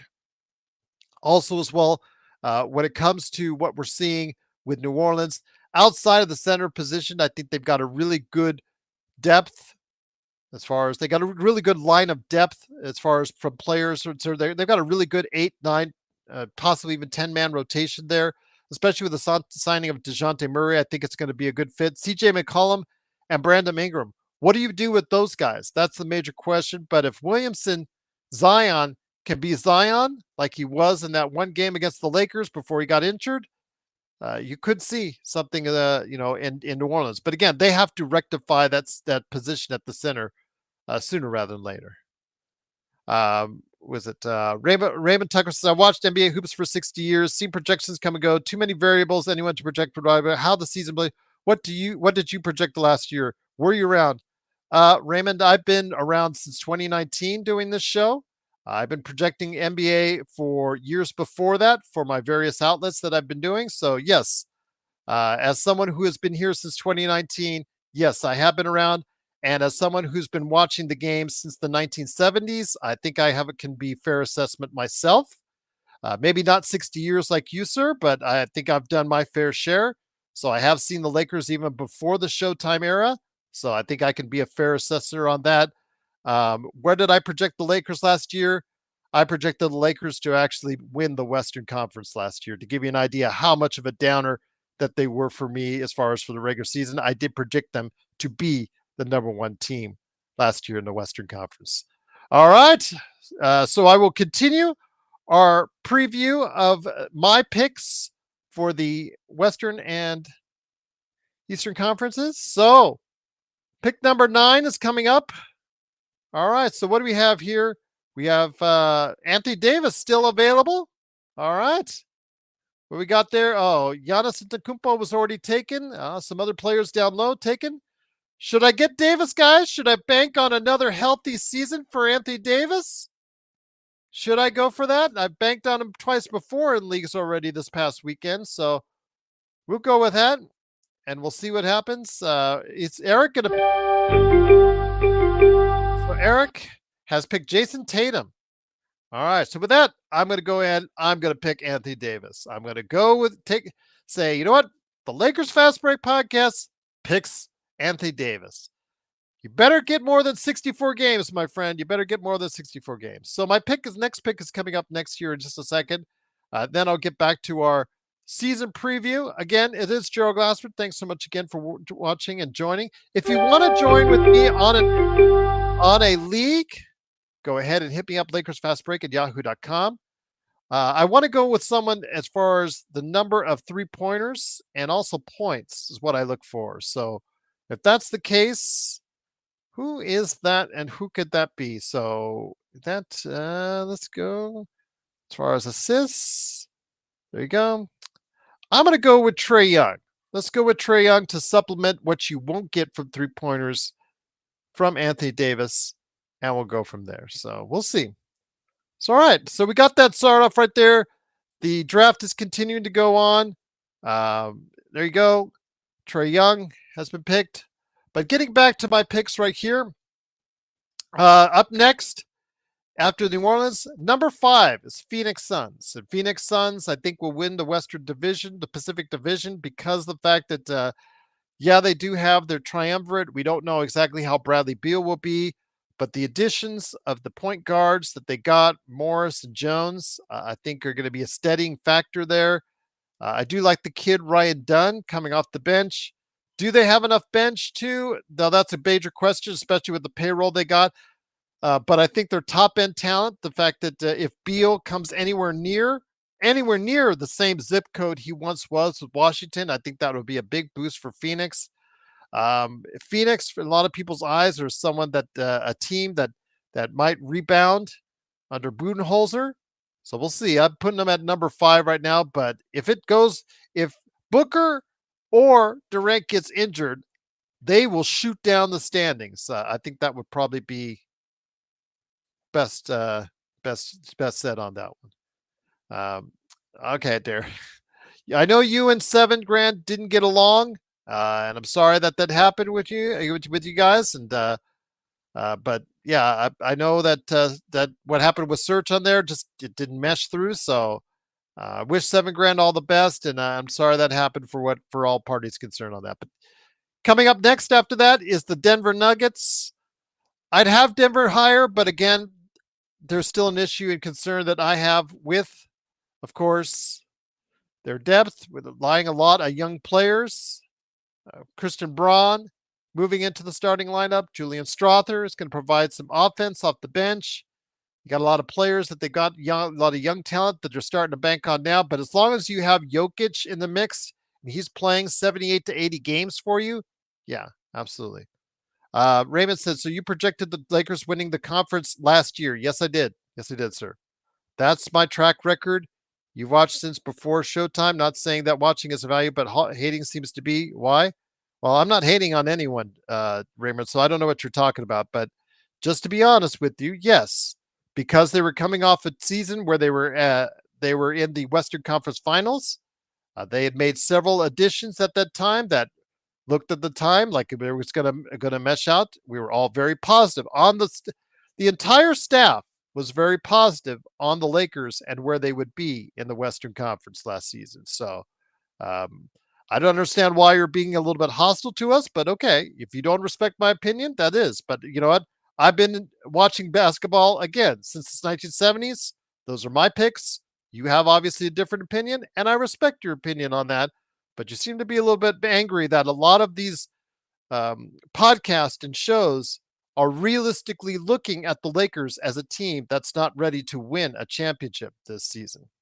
So it's just simple as that. Again, I respect your opinion. I would like you to stay on this watching this channel and respect your opinion entirely. But yeah, I just don't think the Lakers have what it takes with the current roster as it stands right now that unfortunately has not progressed in a positive direction. We've gotten declining returns as opposed from that Western Conference final run, as opposed to got declining returns instead of positive returns. And unfortunately, I think the declining returns are still going to be there.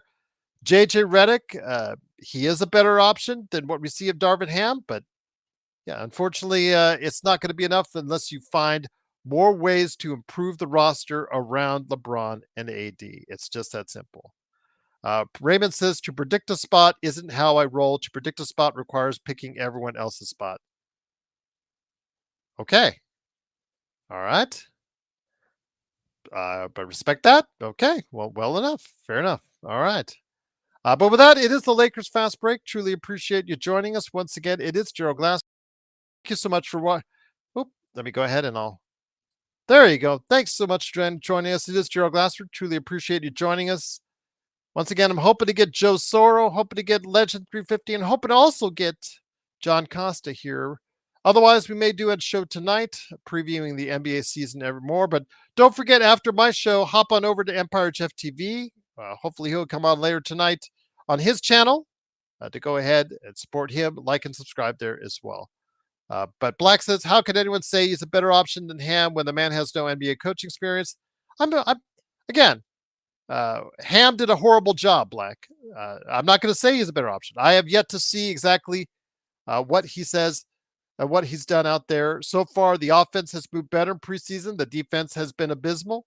So obviously there's returns on that. But again, we haven't seen, you're right, we haven't seen yet how it's looked out there on the court. But several people said he is an improvement off of what we've seen. From Ham, the players seem to be happier. They seem to be in better spirits. But then again, that's always how the bromance starts for a coach. But yeah, we have to see it out on the floor. And early on, there's going to be their bumps and bruises. But yeah, definitely looking forward to seeing what JJ will be able to provide. But yeah, we don't know how good a coach he will be, but I'm looking forward to seeing what will happen with him and also as well with the rest of the Lakers going forward. Putting back on the draft right now, real quick. My next pick was Anthony Simons, and I put Anthony Simons in there because of the fact that he's a scorer and also as well getting those threes. I'm looking to go ahead and get a lot of that going on. I'll get a size, see what I got for size. I got Rudy Gobert.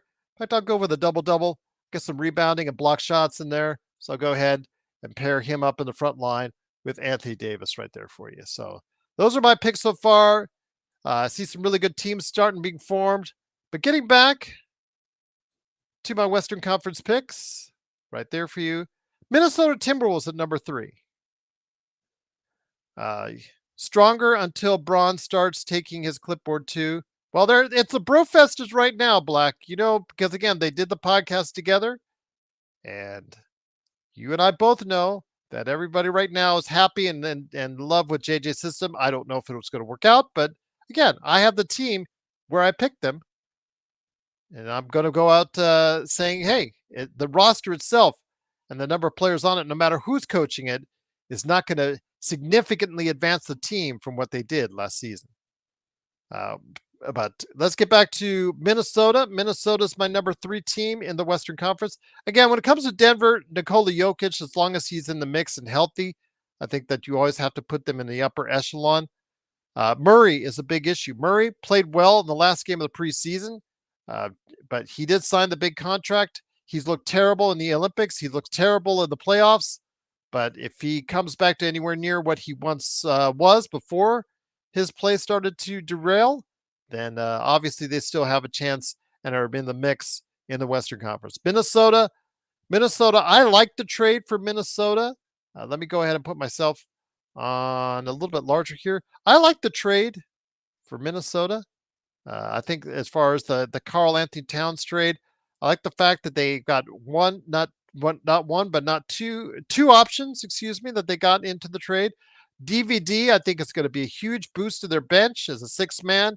And as someone who's going to keep chucking the ball up and get you a ton of threes. Of course, as I mentioned earlier in the show, the fit for Julius Randle, we'll see how that goes. But if you don't like it, you could go ahead and trade him for more assets. And that's the thing. So we'll see what pans itself out in Minnesota. But if it works out right, I think that's a deeper team. I think during the course of the season, depth will play itself out for the teams that have better players within the mix from players 1 through 12 than others who don't have as much depth right there in the Western Conference. Number 2 is the Dallas Mavericks for me.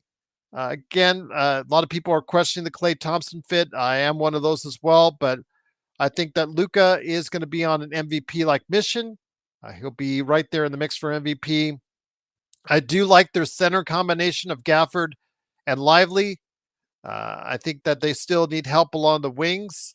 If they can get that help during the trade deadline, I see some good things for them.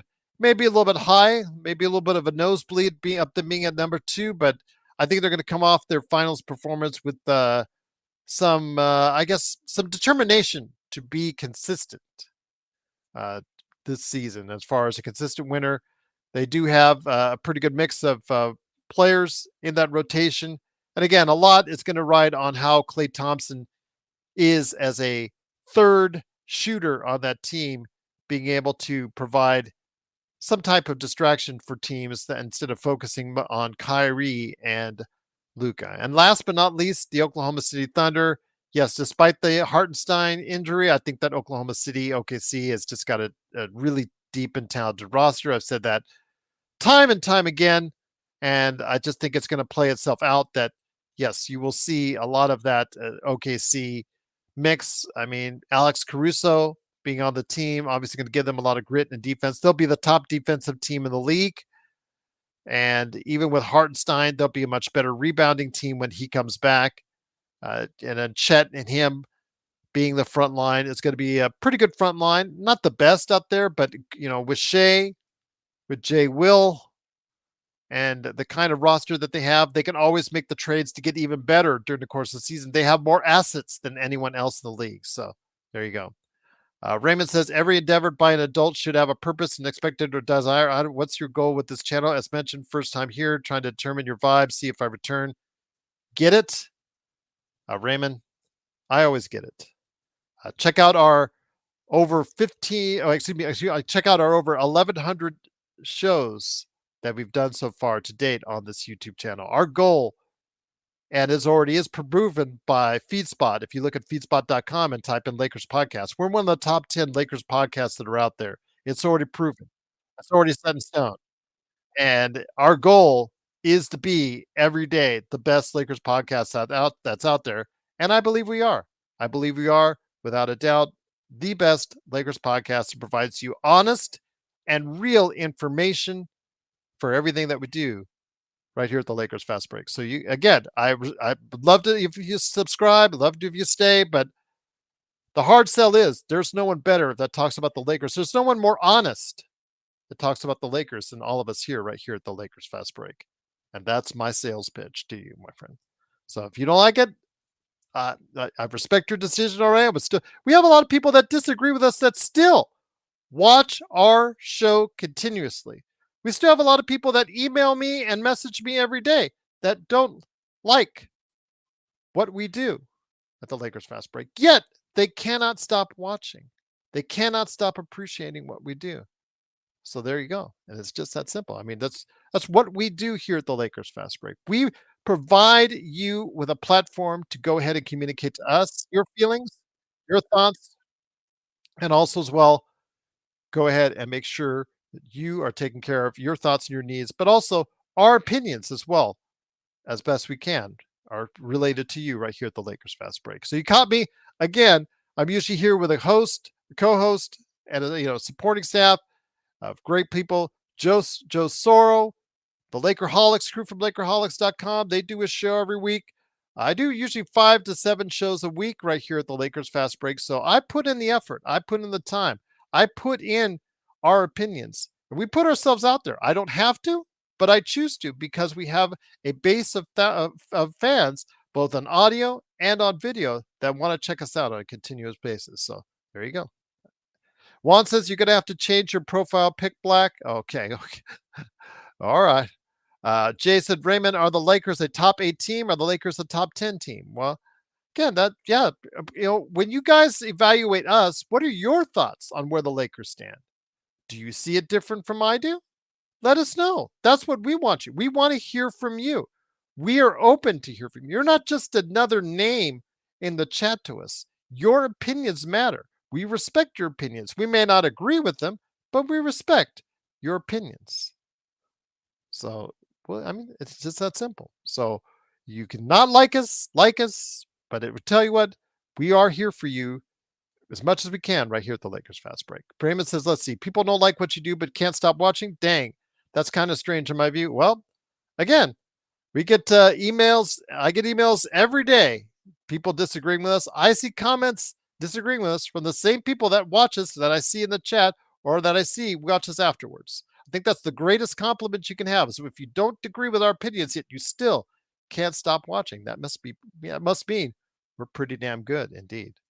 But once again, it is the Lakers Fast Break. It is Gerald Glassford. Thanks so much again for watching, listening. Truly appreciate you joining us. I will probably have to come on later tonight after Empire Jeff stops by. I will probably come, on his channel, Empire Jeff TV on YouTube. I will probably come on later tonight. If Joe can't make it or if John can't make it, I'll probably have them come on tonight to share their thoughts on the season preview. I'll let them do most of the talking. Maybe you can get Jamie Sweet from Lakerholics.com because he hasn't stopped by in a while, maybe to stop on late. I'll let those guys do the talking and I'll shut up, which maybe some of you be happy about. But again, I'm just sharing my opinions. I'm putting them out there. So yeah, well, that's to be determined. But you got to admit, when it comes to Houston and the Lakers, who has more talent, 1 to 15 on that roster? Sheer talent. Is it going to develop in time this year? This is the year where they've got to take that next step. They were 500. So will they take that next step? I don't know, but they certainly got a more raw talent on that team than the Lakers do from man 1 to man 15. LeBron and AD aside, they do have the top end talent, better top end talent the Lakers do, but all that youth, all that talent that's there from Thompson to Whitmore to Smith to Green, who they signed, to Sengun, who they signed today on a contract extension. Yeah, all these players. They've got Shepard, who myself and others have called, possible Rookie of the Year candidate. All these players aside that are on that team. Van Vliet, do you trade him and bring in more assets? So there you go. That's a big salary you can move right there for you. Um, yeah, and not to mention Brooks, not to mention some other players that they've got on the team as well that are can really help out other teams if you don't think that they can help out your team, or if they're not going to get enough PT, because they've got a log jam right now at the wing position, which is enviable to say the least. Jay says Raymond. Okay. All right. Well, yeah, but he's entitled to his position. He's entitled to his opinion, and I respect his opinion. If he doesn't agree with me, that's fine. If he doesn't agree with he's obviously searching for podcasts or shows that more align with his position, and it's clear we don't align. But I love having him here. I love hearing his thoughts, and I do appreciate and welcome him anytime that he's here. We don't have to agree. We don't have to agree at all, but I do respect and value his position.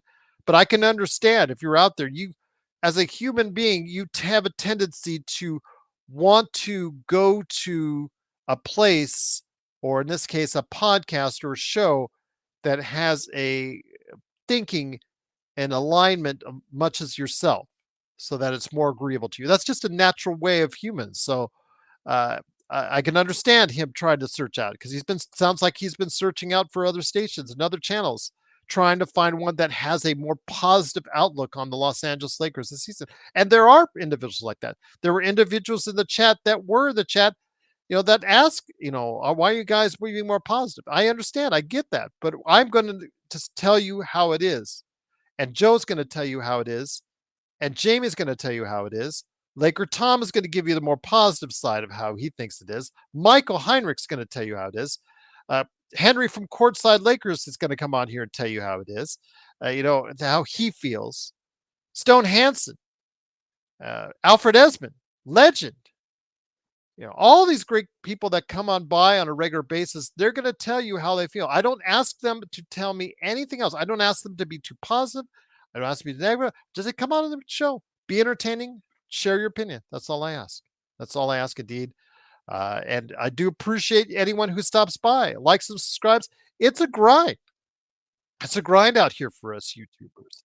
And I'm just grateful for the support that you have, and I'm hopeful to continue that in the future and continue to hopefully still will I be able to do it for you for the season, but we'll go from there. Again, I'm looking forward to so much more with you this season, so much more as far as what we can hopefully develop as a show. We're always looking to get better. We're always looking to get better, get more improved. What can we do?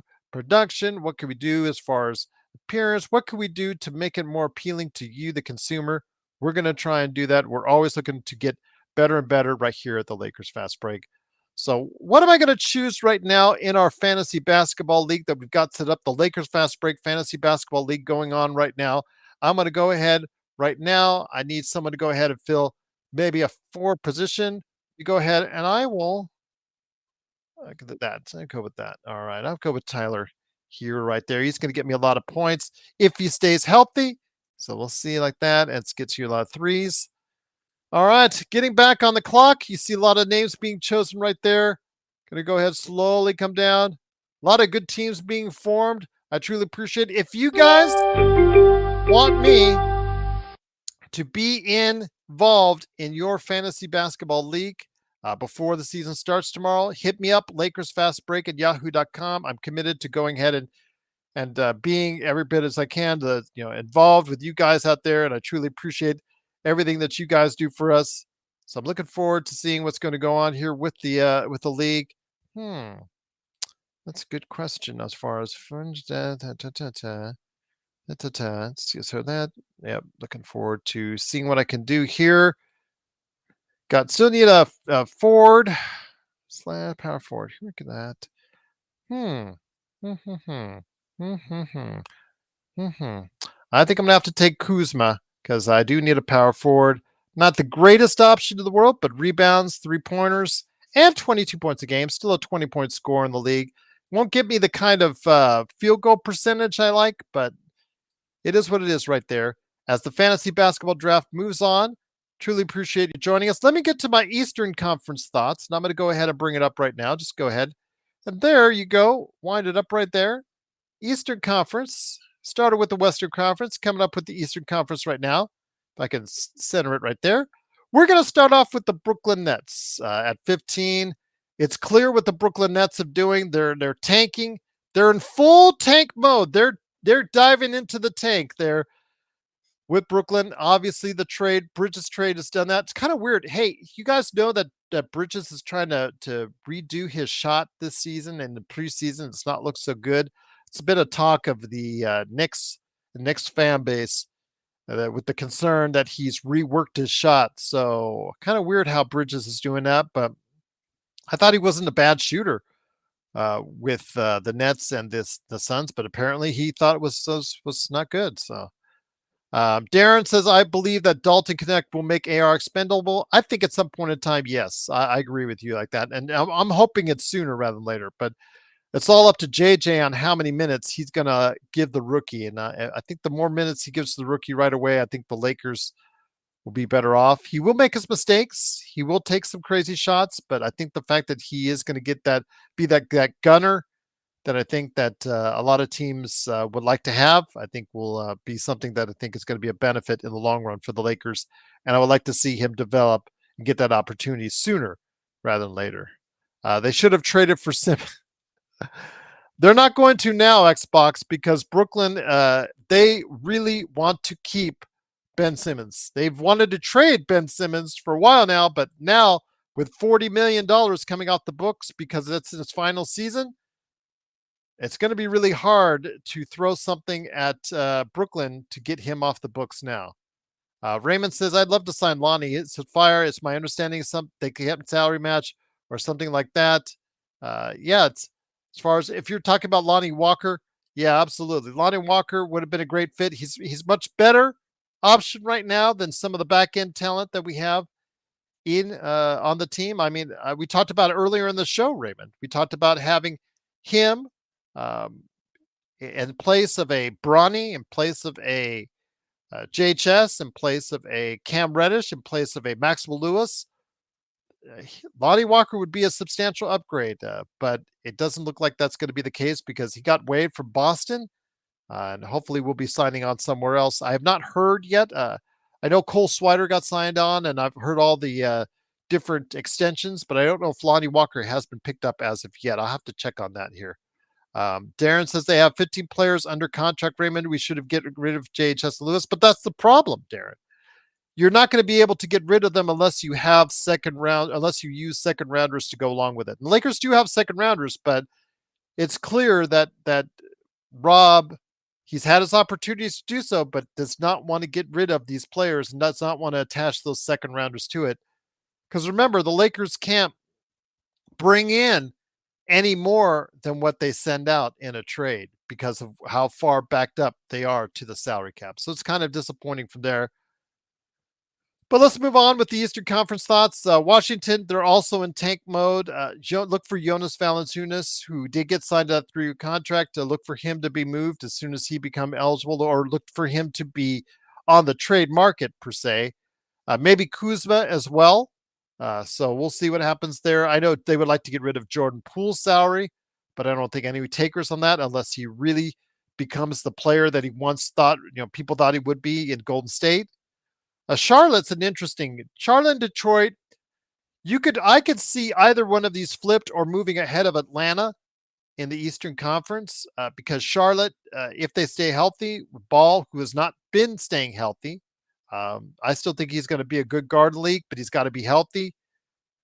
You have Miller. I think, I underestimated Miller in the draft. I thought Henderson was going to be better, but right now Miller has clearly been the better player. He's in a situation that benefits him. So Miller has played very well. I look for him to continue to progress.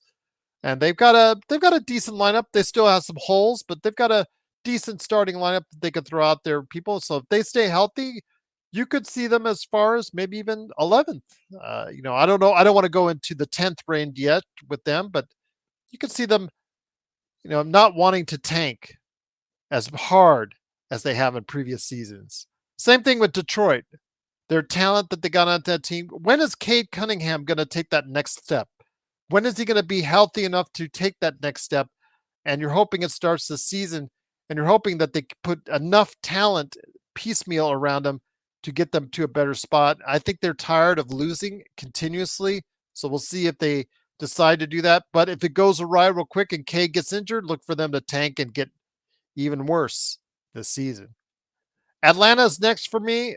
Atlanta, um, I'm not sure. That may be reflective as far as Trae Young maybe not being there in Atlanta for the entire season. He may, be one of those individuals that may get tired and might want out, or might become available in a trade. So we'll see on that. But Zachary Ricochet, I think he actually will become a decent player, but he's not going to get many minutes early on. But yeah, we'll see what happens. But with them, I do like Jalen Johnson. I think he's a budding player, not superstar level, but I think he's going to be a good player in the league. And I see him as taking that next step towards being a really, really good player in the league. But I think it's going to come later rather than sooner. So I look forward to seeing what's going to go on with the progression of Atlanta, Zachary Ricochet, and we'll see what's going on from there. But again, I don't have high hopes for Atlanta. Sorry, and all apologies to Legend 350 out there. I just don't see them progressing at that level quite quickly enough. And I see them, if it goes awry and they decide that maybe they should move on from Trae Young, look for them to tank as well. So we'll definitely see what happens with that. But once again, it is the Lakers Fast Break. Truly appreciate you joining us. I'll go ahead and hit up some more comments here in a second, but I'm glad to have you here. It is Gerald Glassford. Thanks again for watching and listening. Truly appreciate you joining us. It is our Lakers and NBA preview. Raymond says the chat asked me, I know that moves require moves. I'm just interested in that aspect of the game. I leave that to others. There's plenty of others to do that. Lakers form the team. I support them. We all support them, Raymond, in our own way. But I'm not going to be dishonest with people as well. I have to tell people honestly how I value or I see or evaluate the Lakers team. And I want to be proven wrong. As I said before earlier in the show, Raymond, I want them to be the world championships. It does not sit well with me at all that they are that they are one behind on the food chain with the world championships. I do not like the fact that Boston has 18 and the Lakers have 17. That has to be rectified real quick. I would like them to prove me wrong, to prove Joe wrong, to prove everyone on our staff that does not pick them highly proven wrong. But I also ask you to understand that we are trying to be as honest as we can, and I cannot blindly just go ahead and say that the Lakers are going to be great this year when I know in my heart that I evaluate this team, and over the course of many decades of me watching, like you said, you've been watching over the course of many decades, that the Lakers just don't have a roster that's going to match up to a great deal of success unless things change or unless the top teams above them incur some injuries, which is a possibility. If there's some injuries in the key spots on some of these teams, that might bode well for the Lakers if they stay healthy. So, yeah, absolutely. So, again, I respect your opinion, respect your thoughts on this show. Or again, I'm not going to try and shoo you away or anything like that. You're entitled to your opinion, and I truly value it and respect it. But again, I'm also not going to be dishonest with you either. And I'm not going to tell you something that I don't believe in wholeheartedly. So, yes, I picked last year. I believed that the Lakers were going to do really well last season. I think as many others on the staff and many others out there had really high hopes for the Lakers, and it did not materialize the way we had hoped. So, with that, I think, they've made some changes. We'll see how JJ does as a coach and evaluate him from there. I'm not going to be like Laker Tom and say JJ Redick is the next Pat Riley because I don't know that. I don't see it on the court. Like what was said earlier in the chat, like Black said, we don't know yet. We don't know yet. Also here today, good man joining up now for the last few minutes of the show. We'll be on later tonight as well, sounds like, but it is Joe Soro. Joe, glad to have you here, my friend. Looking forward to a good season ahead.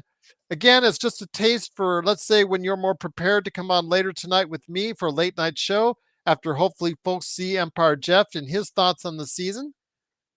Just some real quick an assessment. I know Raymond, who's a new viewer, we've been going a little bit back and forth because, he has been seeing a lot of channels like ours that are negative, but it's not without reason.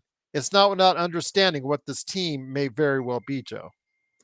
So Raymond is watching the show because we're not negative? Well, he's looking for a place that's not as negative on the Lakers, I believe. He says, Raymond Tucker says, you just don't get it. I support them with what they have. It is not that serious. What's honesty got to do with it? Well, this show provides analysis for the Los Angeles Lakers. Our audience asks us all the time our opinion on the Los Angeles Lakers. The marquee in the description says we provide what we feel is the best analysis out there on the Los Angeles Lakers. And in doing so, we have to tell you our thoughts on the team. Joe? Yeah, I understand it's not that serious. And it's very I'm gonna make it clear here. Just because we're passionate on our podcast doesn't mean we go sit in a corner in our homes and start biting our fingernails off. I know it might sound like that or it might look like that, but this is a show that provides information about the Lakers based off of what's being presented, and some of us have a different way of expressing it. If we all were on the show, and y'all can go around, if you've been around, and I believe me, I've seen a few in my time here. If you're expecting to come onto this show and having a couple of jugheads going, oh God, geez, jolly gee whiz, which is what 90% of more than 90%, probably 98% of these shows are. I'm sorry, but that's not gonna work. I didn't stay away from the radio and TV business because I wanted to. I had to, because I knew that at some point there was going to be some asshole who tries to tell me that I need to do things a certain way. And I would have probably abruptly told him to go fuck himself. This is about freedom. This is about expressing what's going on, but in our way. And our way is different. Gerald does things his way. I do things my way. John Costa does things his way. Laker Tom does things his way. Everyone has their own thing here, and that's the benefit of the show. But to make it clear, since you're new here, yes, we are passionate, and yes, it may sound like we're living and dying by how they perform or how they're set up, but it's not necessarily true. Again, once the games are over, reality comes back. That's something that's called maturity. Maturity sets in. This is not when I was in my high school days where things lingered longer when I was a kid. No, I have other outlets that I can go to that I can pay attention to, and I'll be fine. But in the meantime, people do want to be entertained, and that's really the biggest part about the show. So negative is in that's an interpretation by you. That's not our interpretation. So if you're looking at it as a negative, that's your assessment, not the assessment of what it actually is, because Jeannie Buss and Rob Pelinka have no business being supported after what they've done the last few years. They deserve to be ridiculed. They deserve to be called out, and they deserve to be told that they have sucked at their job. And if you're coming off with negativity on that, again, that's on you, because the results, while you've had arguably the greatest player of all time still being extremely functional, and arguably the most talented player of his era on your team for as long as we have, and the fact that you've only won one playoff game the last 2 years, that deserves ridicule. And that's it. That's the way this is going to be. And y'all can go crazy on the chat. Y'all can start bickering here and there. I don't give a shit. I am a full believer of adults handling their business as long as they're not hurting kids, hurting women, or murdering people that don't deserve to be murdered. Grow up, understand what's going on around you, and understand that there are some people out there that will tell you that we don't give a fuck. And I don't. I really don't. Because what's happened is verified by their results. Just because I'm telling you what's going on has nothing to do with how I am. I'm just one of the few guys. Gerald's just one of the few guys that's actually just telling you, hey man, these guys suck. That's it. That's where we're at. I didn't think I was going to come on the show. I unfortunately sprained my ankle today, by the way. Oh man, you didn't tell me earlier on the phone. Well, it happened after I got off the phone. My ankles, I have basketball ankles, and I hadn't turned my ankle in, I think it'd been at least 5-6 years, maybe longer actually. And I got my left foot caught in the gap between the gate, where the rollers are, and I mean it went Freddie Freeman angled from the game a month ago. So I have my foot elevated right now, and I'm kind of sitting sideways. That's why I'm not showing you my face, because I can't really see the camera. But will you be on? Should we do? I know I'm asking John if he wants to do a show later tonight because he couldn't make it. No, I'll today. do a show later tonight. Okay. Unfortunately, Mondays are in a lot of ways the jump off point for my week. I usually am rocking and rolling pretty much the entire day, and then I can kind of relax during the evening. But I'll get on preparation on what's going on. We're going to do more of an NBA preview later on tonight. How about that with the Lakers? Yeah, that's fine. Well. That's fine. That's the beauty of, again, the show is we can do more whenever we want, and that's great. And I want to get back to Mr. Raymond here. Raymond, you can think how you want. You can express yourself how you want here. We're not going to ban you, and it's, at least I'm not.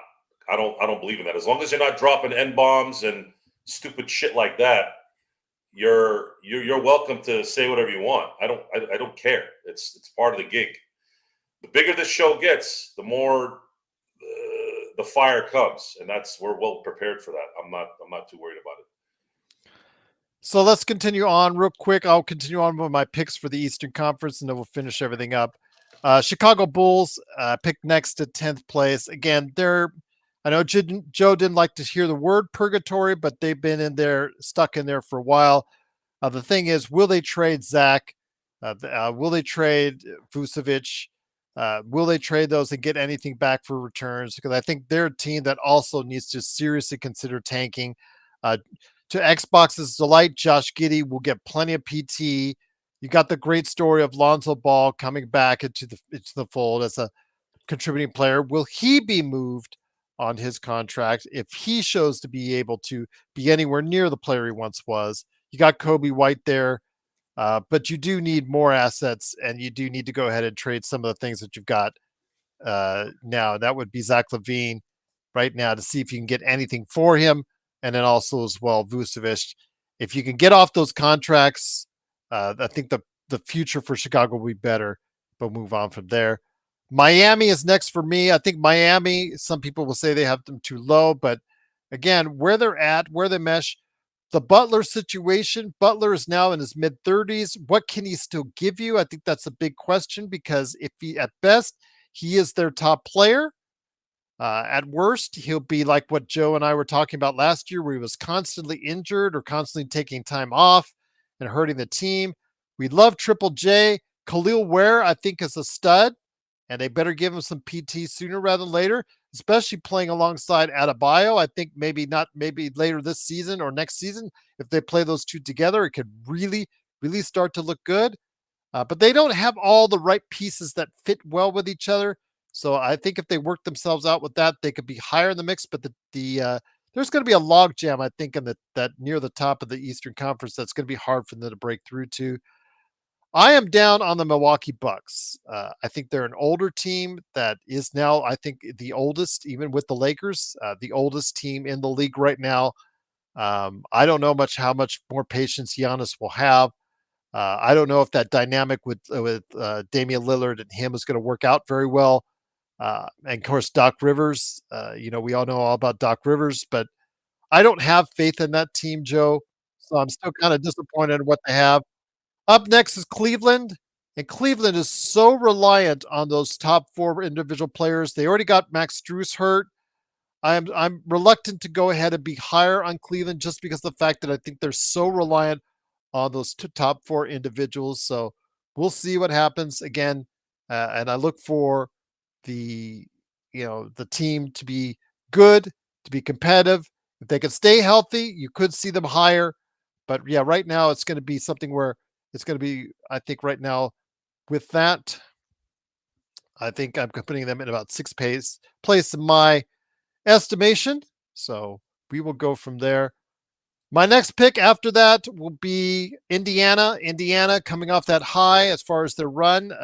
Was it a little bit too higher than what was expected? Would it be like Atlanta a couple years ago when they made it to the Eastern Conference Finals and started to see their real where they were really at? They play a high octane offense. Halliburton has to stay healthy in order for them to succeed.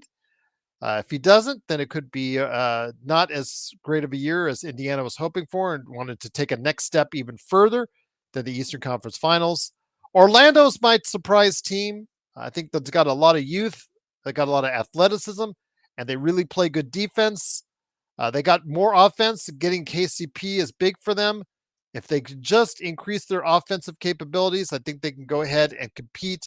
They're not a championship level team, but I think that they can surprise some teams with a good run, a decent run. Let's say like a second round, as far as a second round, maybe playoff offering for their New York Knicks is next. New York with Thibodeau.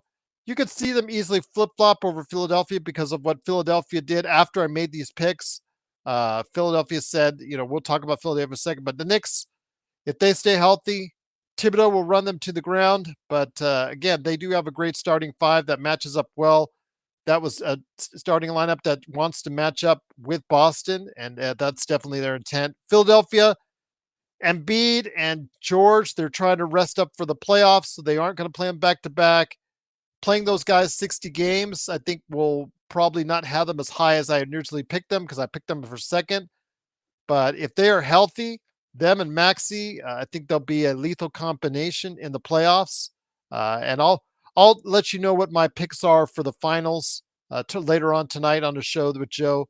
And then Boston Celtics, obviously, even without Porzingis, has the depth there. I think that you could still expect 55 to 60 wins this season. But Joe, it's been a great run. We talked about that for the past 2 hours.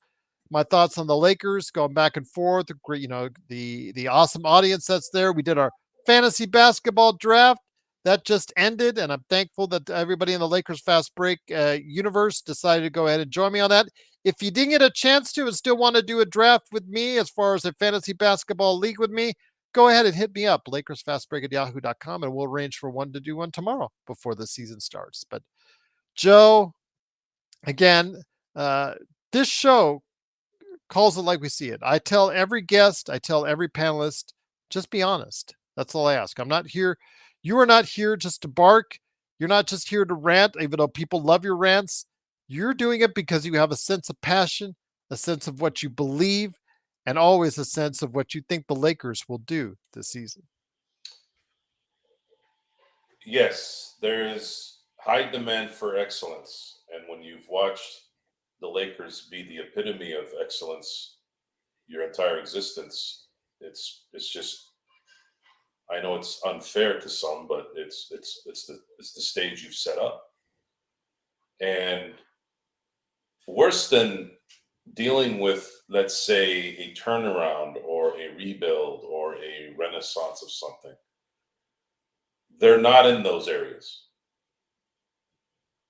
It would be easier to say, let's see how this develops. If you were young and gunning to see what young players are going to be doing, there was a lot of enthusiasm. Speaking of Lonzo Ball, matter of fact, I think he's the greatest summer league player that's ever lived, right? Mhm. And we were all excited about the Lonzo Balls and the Brandon Ingrams and the Julius Randles and D'Angelo Russells as the Lakers kept getting fortunate and getting at least the top 2 pick in the draft for all their losing.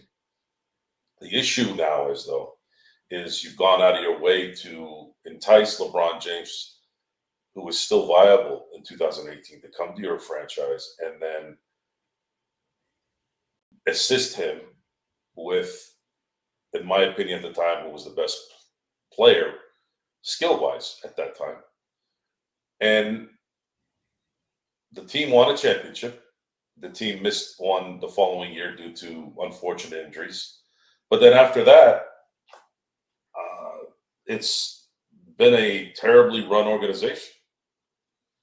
And we've found out that personality-wise has gotten worse too. I think it would be different if there weren't suspect things that Jeannie and Rob have done.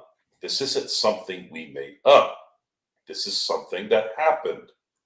Why would Magic Johnson call out Rob Pelinka for being a backstabber? Was it Joe Soro and Gerald Glassford going into the Lakers office and putting that rumor in? No. That came from Magic Johnson, folks. Magic Johnson was and is the Laker. So if Magic says something, especially if you've ever met Magic, and I was fortunate enough to meet him, the man is genuine. The man has a gleam in his eye. One of the greatest smiles I've ever seen. You got to see it in real life too. Seeing it on TV is nice, but when you see it live, the guy is nothing but good. He really is. And when someone like that, just like my wife, and I've said this a few times on the show, if my wife doesn't like you, you fucked up. My wife doesn't not like people for no reason. Something happened. Magic. If Magic's saying someone backstabbed him, it's very likely that's what happened. So that's kind of the start of all that. And then you had Jeannie and her working around the system, if you will. And I'm not going to get into that because I don't want to veer off to the subject. But, for some reason, her financial situation isn't very good. And that plays a huge part in this. My advice is if you can't financially handle this kind of situation, maybe you should start hiring people that can. You have the resources. You have the network. Why aren't you? Are you ego-driven? Are you worried about losing power? Are you worried about dealing with another Jerry West to tell you what an idiot you are, probably? I didn't say he said that to her. I'm just assuming that might have been something down the road that might have happened, which is probably why they don't get along or never did get along until he passed or, never got along even in his passing. And then you see the results, folks. Now what?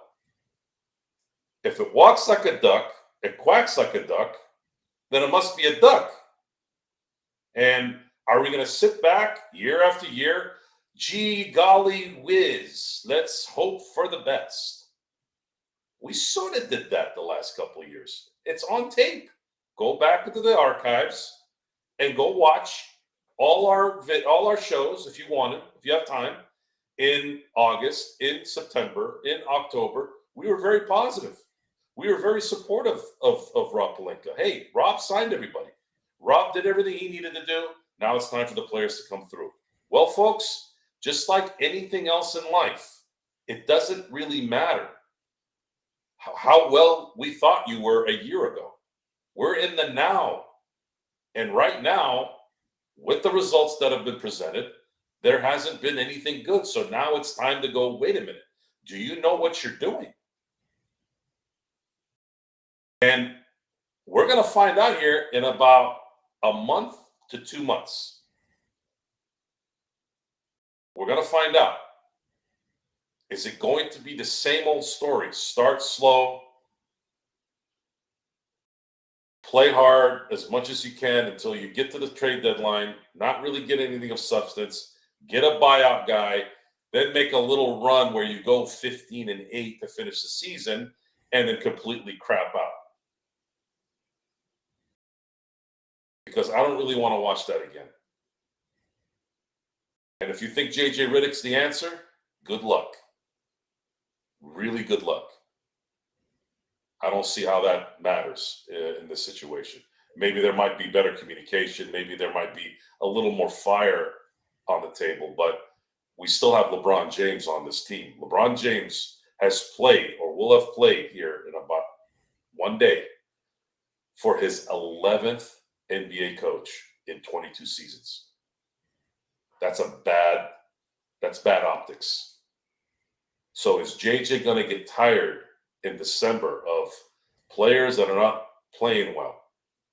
Is he going to get irritated by LeBron not running back on defense when he doesn't get a call? These are the things I'm going to look at because these were detriments to this team. If they win,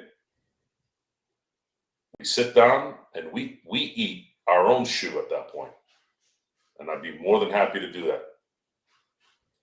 But I'd like to think we know what we're doing.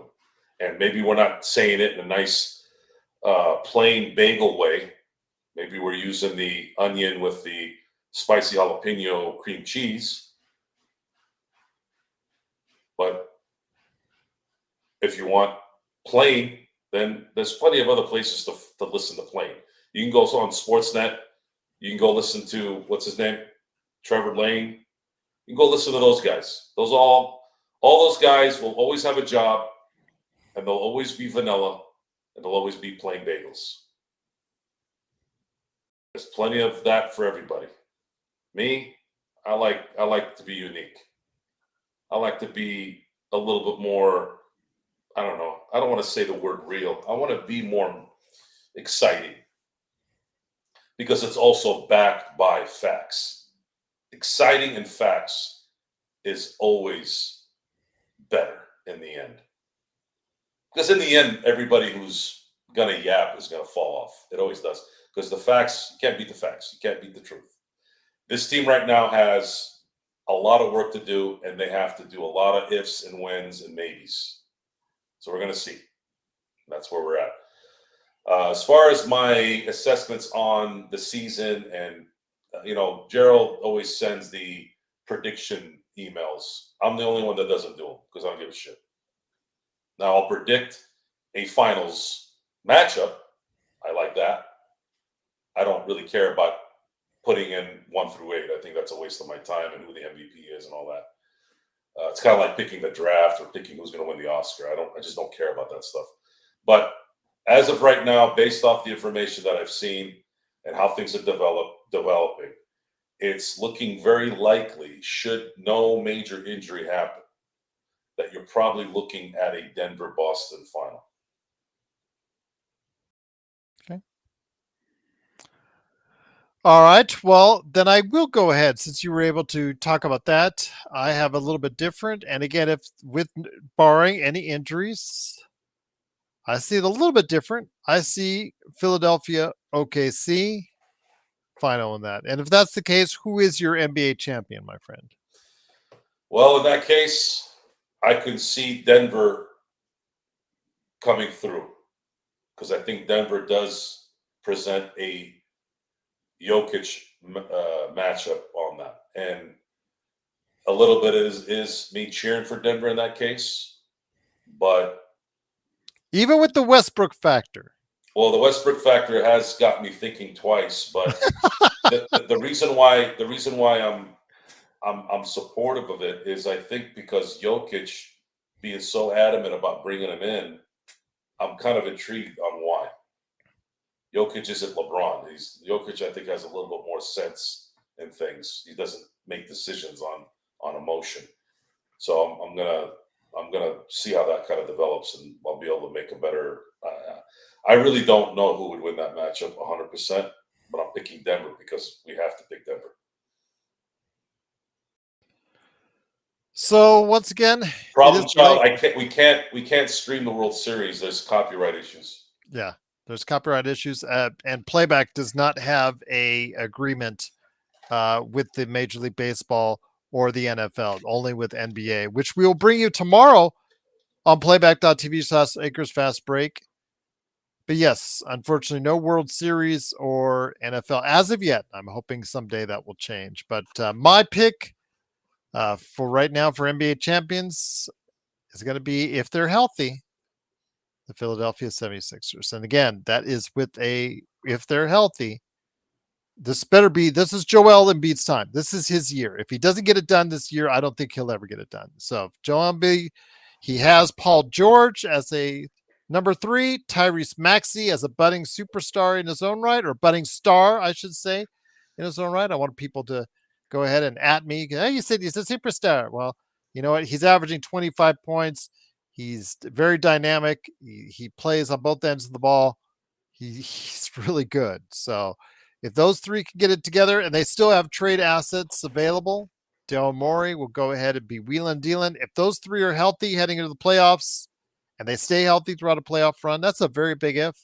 I do see them being a little bit too much for Boston to handle, because I think Porzingis will get eaten up by Embiid inside. And I think if that's the case, Tyrese Maxey will go off as well, getting the Philadelphia 76ers the championship they're looking for. But then again, if it doesn't go, if they're not healthy and Joel Embiid be as Joel Embiid and Paul George is playoff P, then it will not be a good season or good enough season in the eyes of the Philadelphia fans out there. So those are our picks. I have the Dodgers in 6.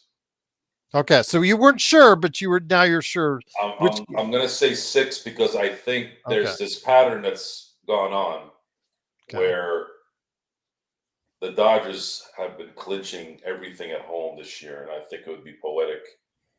This would be the first time they clinch a World Series title in LA since 1963, and that was coincidentally the New York Yankees. That series, they swept the Yankees, and they only allowed 2 runs in those 4 games. It's probably one of the more dominant series I think I've ever read about. Don Drysdale and Sandy Koufax. It would be a beautiful way to end an amazing season, and it would be a beautiful way. Hey Jay, my initial thought was 5 because I do want them to win in Yankee Stadium. There's a little bit of just, I don't know. I love the thought of beating the Yankees in their own crib. But if it makes everyone much more excited to see that win, that championship in Dodger Stadium, I guess I would be willing to concede a game to get that, as long as they win Game 6. I just think the Dodgers are a better team than the Yankees. I think if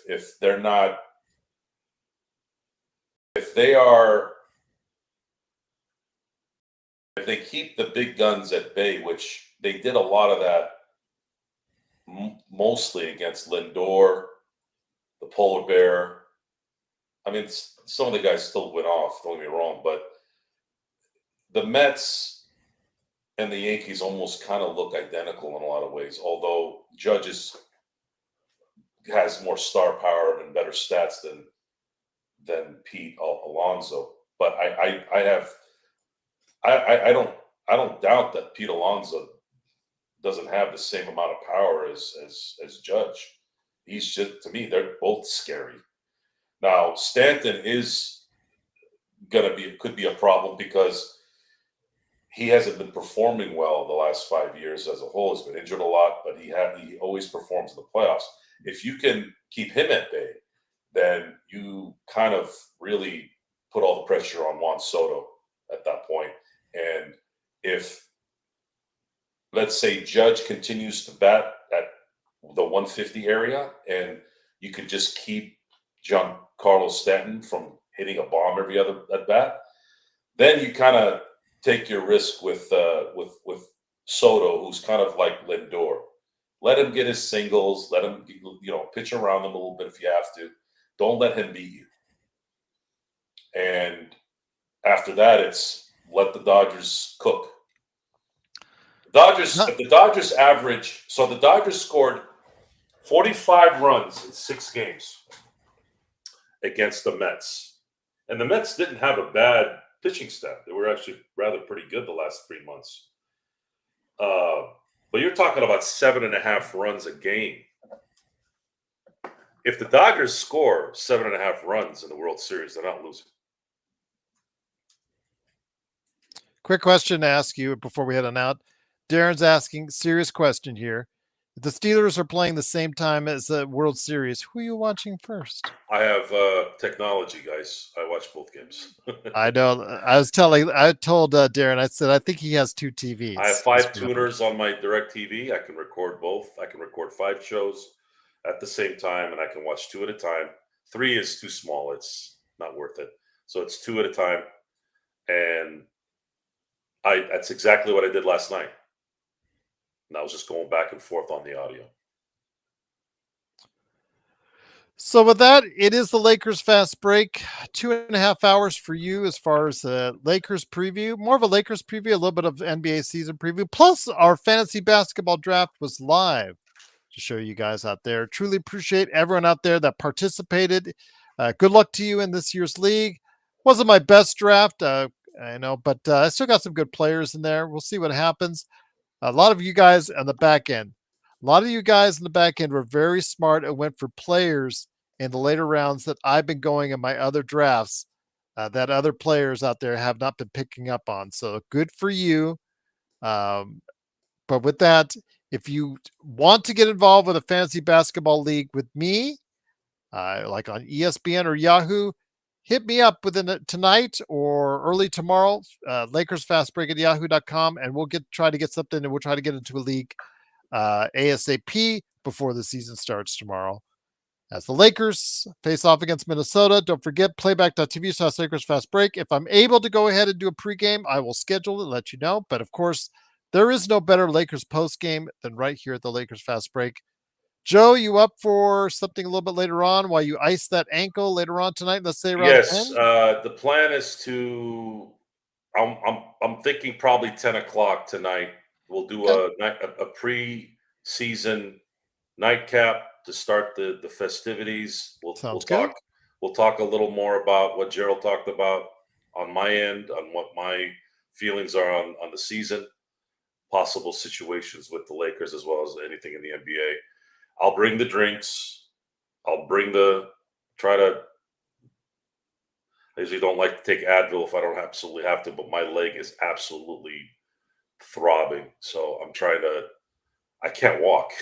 How many expletives did you utter when you happened? I didn't. That's not how I am. Okay, That's not how I am. Like I don't Okay. react like that when I get hurt. But what I did not like is the fact that I knew that this was going to be a 4-month healing process now. The inside of my ankle, when I roll it really bad, like I did, the pain doesn't go away for about 4 months. Okay. It sucks. And it hurts. Like I can barely walk. So I have it elevated right now. And the ice that I put on it is already warm. So I got to go get a new one. And I got to figure out a way to wrap it so it continues to get ice so that it can hopefully heal quicker. Yeah, I just Freddie Freeman myself today. Once again, it is the Lakers Fast Break. It is Joe Sorrell along with me, Joe Glassford. We'll be back on for a nightcap then. 10 p.m. I'll schedule it out here in just a second. Join us then. We'll talk more about the upcoming NBA season. And we'll go ahead and see if a little bit of the bubbly will help out Joe's ankle indeed. But again, for Joe Sorrell, again, for everyone out there, truly appreciate you joining me, listening to me talk and go back and forth with, I guess, a new viewer. Maybe he's still a new viewer. Maybe he's not a new viewer. I don't know. But again, I'm wishing him all the best as I'm wishing all of you all the best. We'll be back tonight for more great insight as only we can provide right here at the Lakers Fast Break Podcast.